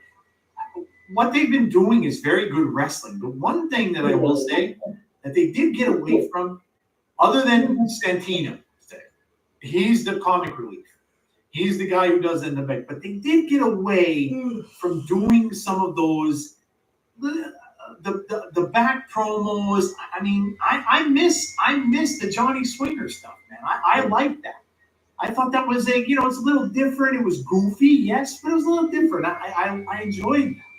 I like that backstage kind of antic stuff going on. That happens everywhere. You see that in all different wrestling, no matter what promotion it is. There's always some goofy stuff happening back. And I don't know, like, are they trying to just make it focus more on the wrestling and less on the promos? But see, I think it needs to be a good mix.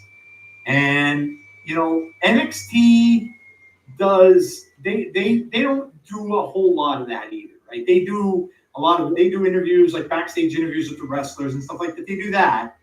They don't have a lot of promos necessarily backstage either. So I don't know whether they mutually decided to do that and get away from that and stuff like that. But I think that's something else. It just like made them different. It made them different. The Johnny Bravo thing and stuff like that, and it just made them different. And I think they just go back to that a little bit. Go back to that a little bit. So yeah, I mean, all great suggestions here. Advertisement, great point, Jeff. I'm not ready to drop $10 a month or whatever it is. They're doing more to go to the cities and promote in the local markets. They just got to keep doing it. Improve the product a little more, which would improve TV chances. They need an offer from a major network if their contract expires with Anthem or Anthem allows it to expire. Writing needs to improve a little. What happened in Gresham's story, for example? That's a great point. That just kind of went poof. Like they were doing the whole thing with the black stuff. I don't know whether they decided, no, this is too weird. and we're not going to do this anymore. Yeah, I agree. We thought something cool was going to happen with that. Like we were thinking he was going to start possessing like other people. They were going to be a faction together and stuff like that when the faction thing was going on. But yeah, nothing ever came of it. They just dumped it. They just stopped it. So yeah, I agree. And listen, we don't know like the behind the scenes, right? We don't know how much Scott D'Amore may have been involved. How much he may have been. Maybe he was doing some of the writing. Maybe he was doing some of the stuff like this and that. We don't know. And so yeah. I think the taping of shows put some of us off because we already know what's happening. Yeah, the spoilers suck. More advertising and doing live shows on a decent network. I think that's about it. Let me just make sure I didn't miss anything down here. Spend money to accumulate money. You have to break eggs to make it home. It takes money to make it and let people know your product. Yeah. I say that TNA on Access TV is protected because Anthem owns the network, so there is not that network pressure. You just got to get access in more homes. Little Goofy is great now and then. Yeah, I totally agree. I loved all that stuff, man. But during COVID, I know a lot of it was during COVID. Oh my gosh, I know it was a lot of it was. Remember that thing? What was it? The Wrestle House? Oh Yeah, my god, yeah. That was so much fun.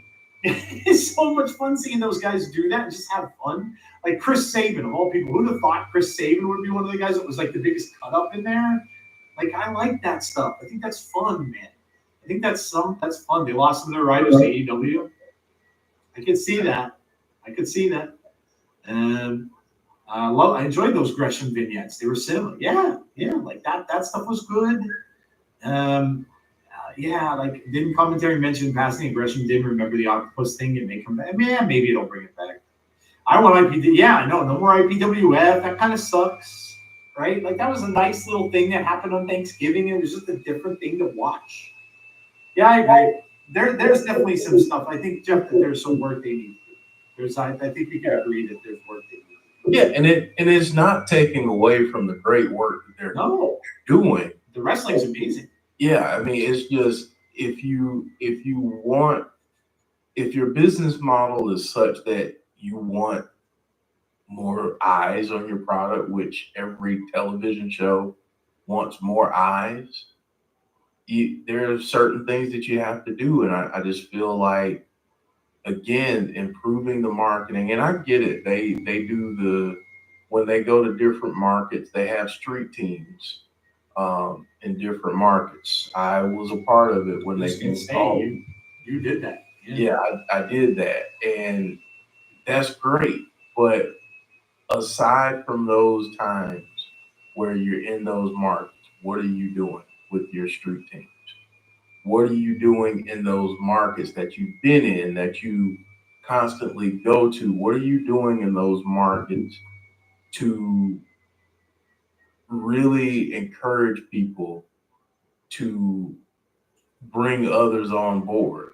And that's where I feel like they could do a little bit more. And again, other than Access TV, when do you see TNA ads, commercials? They could do a YouTube ad. You don't even have to advertise on television. But there are certain things that you can do, especially in this digital age, that would attract more fans. Yep. Agreed. All right, guys, we're going to move on to our last segment of tonight's show, and that is the favorite moments of the week. So we all know you had something on your mind. You had something that stuck with you throughout the course of this week that you loved from any of that wrestling that you may have watched. So get them ready. We're going to go 3, we're going to go 2, we're going to go 1, and we're going to give you our favorite moments of the week and read off some of yours. So, Jeff, what was your favorite moment of the week, number 3? Number 3, I'm actually gonna address something that Brandon just asked. So one of my top moments, my number 3 top moment, was actually the debut of Joe Tessitore. I feel like with Joe Tessitore, for those of you who aren't sports fans and watch ESPN a lot, he's one of the best voices, play-by-play color commentator voices that they have. And you think about his career, he's done a lot with boxing and other things too. So, and he expressed that he was a wrestling fan. He is a wrestling fan. So you get someone who has his commentary chops, who follows the product. You're not bringing them up to speed and having to teach them about what it is that that you're trying to accomplish as a wrestling company. That bodes well for you. And the other thing that it does, speaking of attracting new fans, is some of these other fans that don't watch wrestling, that you watch ESPN and you do what I did and you put college football on a Saturday and that's what you keep your TV on all day. They're gonna say, "Oh, well, he's doing this now. Let me go check it out." And even if they don't like it, you're still getting eyes, and they're gonna tell other people about it. And I was pleasantly surprised. I was worried because they've tried this before with others, and it hasn't gone as well. But I felt like this was a good debut for Joe Tessitore. So that's my number 3. Yeah, I agree. It was a really good debut, no doubt. My number 3 is the confrontation between Gunther and Sami Zayn. Sami, now I'm sure everybody's wondering, well, is this going to be the time when Sami gets it? I didn't really see this coming, and I guess I should have, because they have that history, right? But I didn't really see that this was going to be coming like this. Now, I kind of doubt that Sami would win this, but I do like the build-up. I like the start of it. I like how Gunther looked a little weak leaving that and walking out of the ring, because he wanted no part of that. So I kind of dig that. So I'm liking that. And I think that, look, Sami's he's a worker, man. He's just good at whatever he does, no matter what storyline they give him to do or what they have. Honestly, Jeff, I want him to win. He's got to win a title someday, a major title. I really think he deserves it, and to hold on to it for a good amount of time, not just for a transitional thing or have it for a month or whatever. He's a workhorse there, and I think that this is going to be good. The words between him and Gunther, they have history together, so there's a lot of that. A lot of people are wondering, well, where does Sami go now? He just dropped the Intercontinental title. Where does he go? Moving on to this, and while I don't think they're going to take that title off of Gunther for a good long time, he may hold that till next WrestleMania. That's how long that may last. But yeah, I like it. I like the words between them. I like the playing off of each other. I like the fact that he walked out and Sami got upset, mad. I just like Sami Zayn, and I like what Gunther's doing too. So I like that thing. All right, let's see what we got for number 3s out here. The new commentator for Raw is fantastic. Hayden Paxley versus Rosemary from NXT, says Alexa Bliss Gamer. Rhea Ripley leading with Jey Uso in the ring post tag match on Raw. Cody calling out Jacob Fought 2. Combo of Zack picking up the win at No Mercy and the Rascals becoming number 1 tag contenders in NXT. Also, the X Division belt went hard on WWE television. CM Punk and Drew McIntyre's feuds with Conrad. Liv Morgan kisses Rhea after stomping her knee. Ospreay versus Pac match. And okay, all right. So there's your number 3s. All good stuff. And we're gonna go on to our number 2. Jeff, what do you got for your number 2? My number 2 moment of the week. And I go back and forth on this because I've already kind of given out my number 1 that has nothing to do with wrestling. But my number 2 was just the lead up for Hangman Adam Page and Swerve Strickland. Again, this is a feud that I feel when credit is deserved, you got to give credit. AEW's done great with this. Hangman and Swerve are great, and what they've brought to this story has been excellent. Say what you will about the match last night. Some of it, I'll be honest, I would have preferred to see thumbtacks in some spots. And that tells you it tells you everything that you need to know. But I thought I'd hear that on the show. yeah. But honestly, their feud has been so well done. And I mean, just tremendous work from both. And whoever's doing the stuff backstage and all that good stuff, they deserve a lot of kudos. But that for me, that's my number two. Seeing those two guys lock up again, and man, just brilliant stuff. Yeah, that's I agree. That was really, really good. My number two, I got surprised again on NXT, and I saw one of my favorite wrestlers come out there again, and that was Rosemary. And I love seeing her on there. She seems now like she's getting a lot of spotlight as well, which is great. She was gone for a while, came back with this new character, this I don't even know how to explain it. She brings the Black Rose in. It's almost like she buries her opponent. It's a sick character. Like it's very different. She's not doing the demonic one anymore, but it's I still like it. I like what she's doing. I like how she's watching from the stands and stuff, and I dig it. And I think what she's doing is awesome. I'm glad that she looks like she's gonna be next in line, maybe for Jordan's title. I'm really enjoying seeing what she's doing and seeing her work and having them put her out there and have her go over to NXT. She gets such a great reaction from their fans. The fans chanting "Rosemary, Rosemary," like the NXT or like the TNA fans chant, which is I think is awesome. It shows you the intelligence level of fans, right? Like you know, people just don't not watch other things. Like you kind of think, these guys are just NXT homers. They're only watching it. It's just not true.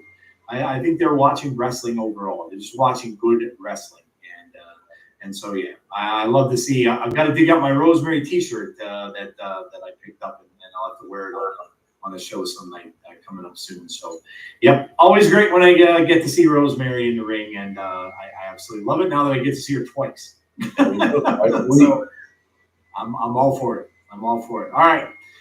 Let's see what people have as their number twos. We got Joe Hendry concerts. It says AB. Derek's talking about NFL cheerleaders. God.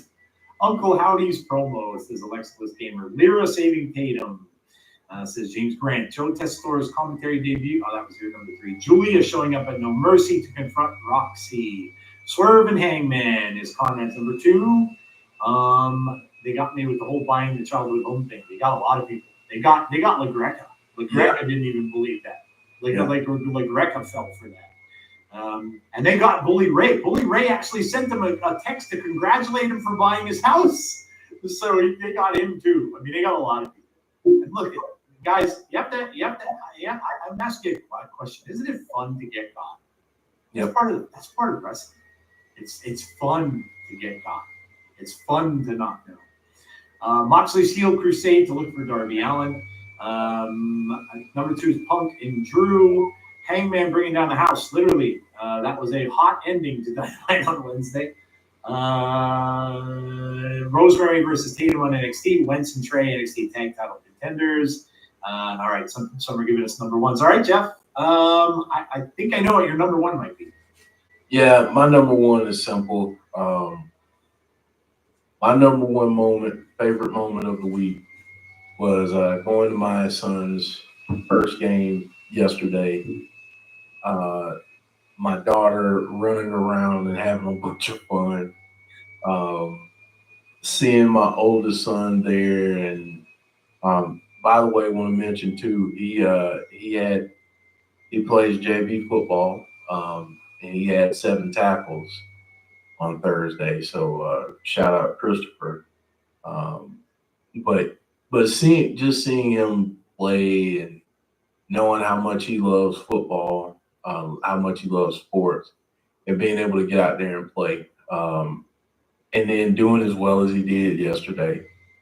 I'm so proud of him. So I'm proud of all of my kids, and just for them chasing after their dreams and wanting to do more things. Seeing them grow up, it's an honor to be their dad. So yeah, that's my number 3.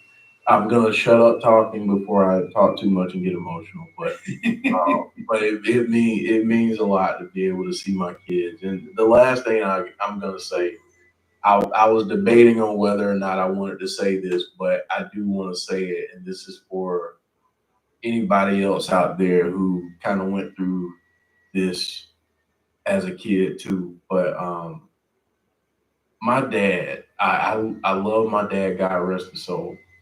But my dad never came to any of my games.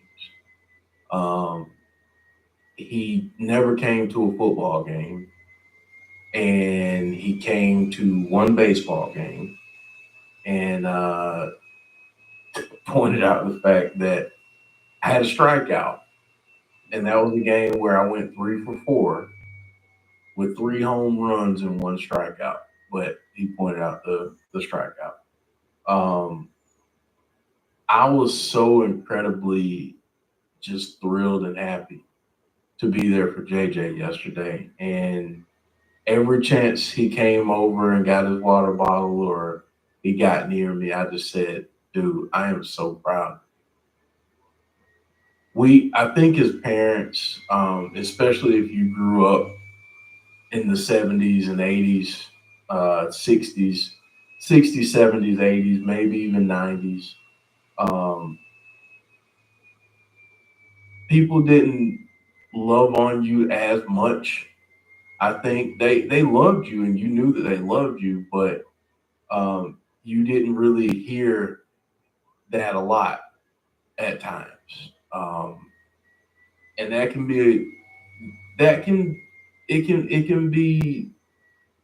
be confusing, but it can also be hurtful.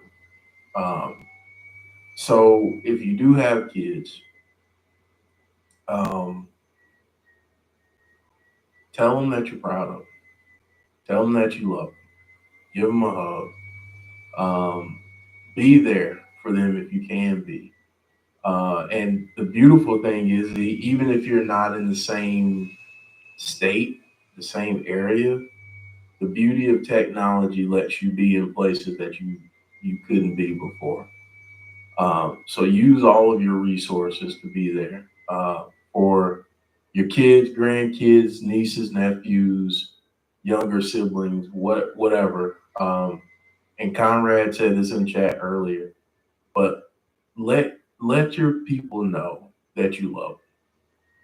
I think a lot of times people are so afraid to just say I love you to people. And you never know what that I love you might do for the person you're telling. There are some people who go through the day and they never receive any kind of credit or pat on the back or an I love you or hey, are you okay? They never receive that kind of thing. And having people check in on you and say that can be the difference between a lot. And this is also suicide prevention month. So I want to say that too. Love on people, ask them how they're doing, because those things are important, and that can keep someone from doing something that they can't take back. And this is another thing that you all probably never thought that you'd hear on this channel, but if you've been watching for a while and rocking with us, you really might not think you'd ever hear this, but I was watching a video today earlier, and it was Marcus Bagwell, Buff Bagwell, and they were doing an interview with him. And if you remember his old tag team partner, Scotty Riggs, he had called him one day and said, "Hey, just wanted to check on you and see how you're doing." And Scotty Riggs told him that he had lost his house, that it had been foreclosed on, and that he was sleeping in his car. And Buff told him like, "Hey, I'm staying at the DDP house. Come stay with me." You know, just come hang out, even if it's just for a few days. And they cut to Scotty Riggs, and he's very emotional. And he said, had I not gotten that call from Marcus that day, I had planned on shooting myself. So I share that story to say that in the moments where you feel like, man, I don't want to bug this person, I don't want to bother them, I know they might be busy, do it anyway. Bother them. Bug them. Because maybe that's what they need for that day. All right, I'm done. I'm off my soapbox. Sorry. That's all good. It's all good, man. Listen, that's why we do this show, right? It's a forum. It's a place for us to express things, and you guys too. Same thing back that you do with us. Look, I will be completely honest. I have nothing really more to say. Jeff just basically there's nothing else you can top that with. I can't really say that I watched a lot of wrestling this week. Being honest, I didn't. I didn't even get to see TNA this week, so I can't really pick out something that I had that was really, really, really up top there. But yeah, look, it's we're all human beings. Sometimes you don't think that when you see stuff on social media, and but yeah, whatever it is, you always know that some people may be going through some stuff. We all kind of support each other in here. Deanna's talking about things now that happened. Her parent, her mom passed away. That's what I like. One of my favorite things of all time is just the fact that we could do this, and we could share our stuff with you and vice versa, because it means a lot. And so I appreciate you all, and of course Jeff and everybody that's here that gives us a reason to come out and talk to people. And always just consider that the top three things that we do. While we most of the time keep it about wrestling, sometimes it's other big things that happen in your life, and it's very cool that Jeff could have that moment with his son and stuff like that too. So, but yeah, it's awesome. And don't ever, as far as you guys are concerned, don't ever feel afraid and I hope you're all not to share things with us, because that's what we're here for. So yeah, great stuff. Awesome. All right, guys. Let me see. I'll read out your number ones real quickly through the thing here, and then we'll get out of here for the night. Let's see. We got Swerve and Hangman. We got Tatum Paxley and Lyra, Valkyria, and Tyra reuniting on NXT. Swerve and Hangman says Derek. That seems to be the big one. All Out was awesome. No Mercy main event. AEW All Out on the whole says Conrad. Let's see what else we have here. Despite the attempted murders, AEW All Out. Seeing All Out in Collision Live Friday and Saturday. Julia and Roxanne. Juliet, No Mercy, new knockout signings. Swerve versus Hangman and Jeff's kids as the SWAC fan. Conrad said it's important to kids. Don't let anyone tell you any different. My number one is the great storylines of Raw, such as the sagas of Punk, McIntyre, and Terror Twins and Judgment Day. I like the thing with Jay, man. I thought that was slick. Yeah. the yeet stuff, and then him kind of looking over and be like, okay, that's going to cause some problems. For friends checking on me this weekend, I've gone crazy. Rough week. Mom's funeral was Friday. We're so sorry to hear that, Deanna. And obviously, our thoughts and prayers are with you and your family. Ask more people how they are, and more important, listen to the reply. And if you're not with the other parent anymore, don't badmouth the other parent from your kids. I want to shout out my two-time ex-wife. As kids, they never said, as my kids said, they never heard her badmouth me. DDP is a beautiful soul. Agreed. Yeah, great guy. And all the things that he's done to help people over the years. Yeah, it's a very, very wonderful person that can do that for sure. Okay, I think that got it. Yeah, okay. Julia's debut at NXT No Mercy. They presented her perfectly to fans in the arena. All right, guys, that is it for our abbreviated episode of Between the Ropes. Hope you all enjoyed it. Hope you had a good time. We shall return with Fireflies Forever on Tuesday at 6 o'clock p.m. Eastern Standard Time. Of course, that'll be me and Chris and possibly Jeff. We'll see what Jeff's schedule is like. But we'll definitely be talking all about the match that happens tomorrow night on Monday Night Raw, which I'm sure everybody will be waiting for tomorrow's show. And then, of course, we'll be back this coming Thursday for TNA Wrestling Watch Along on Thursday. Now, that don't forget the new start time to that, guys. It starts at 7:45 every week now because we're going to be starting at 8 o'clock instead because of it being on the app and stuff like that. Now, so we're going to start at the same time as the app does. So just keep that in mind going forward. All right, guys, have a great rest of your night. Please stay safe. Be kind to one another always. And hopefully we'll see you all on our next episode, which will be on Tuesday. Have a great night, everyone, and we'll talk to you all soon.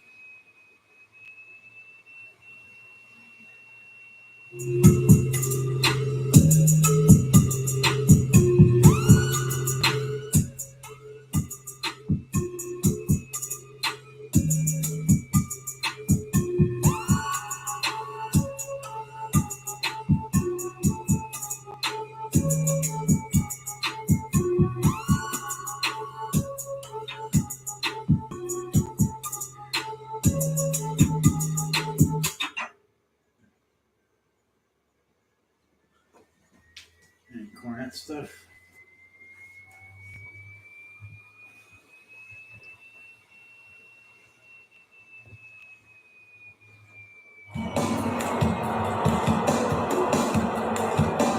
This is going to be a great matchup, man. Debut's coming up, man. Mysterio.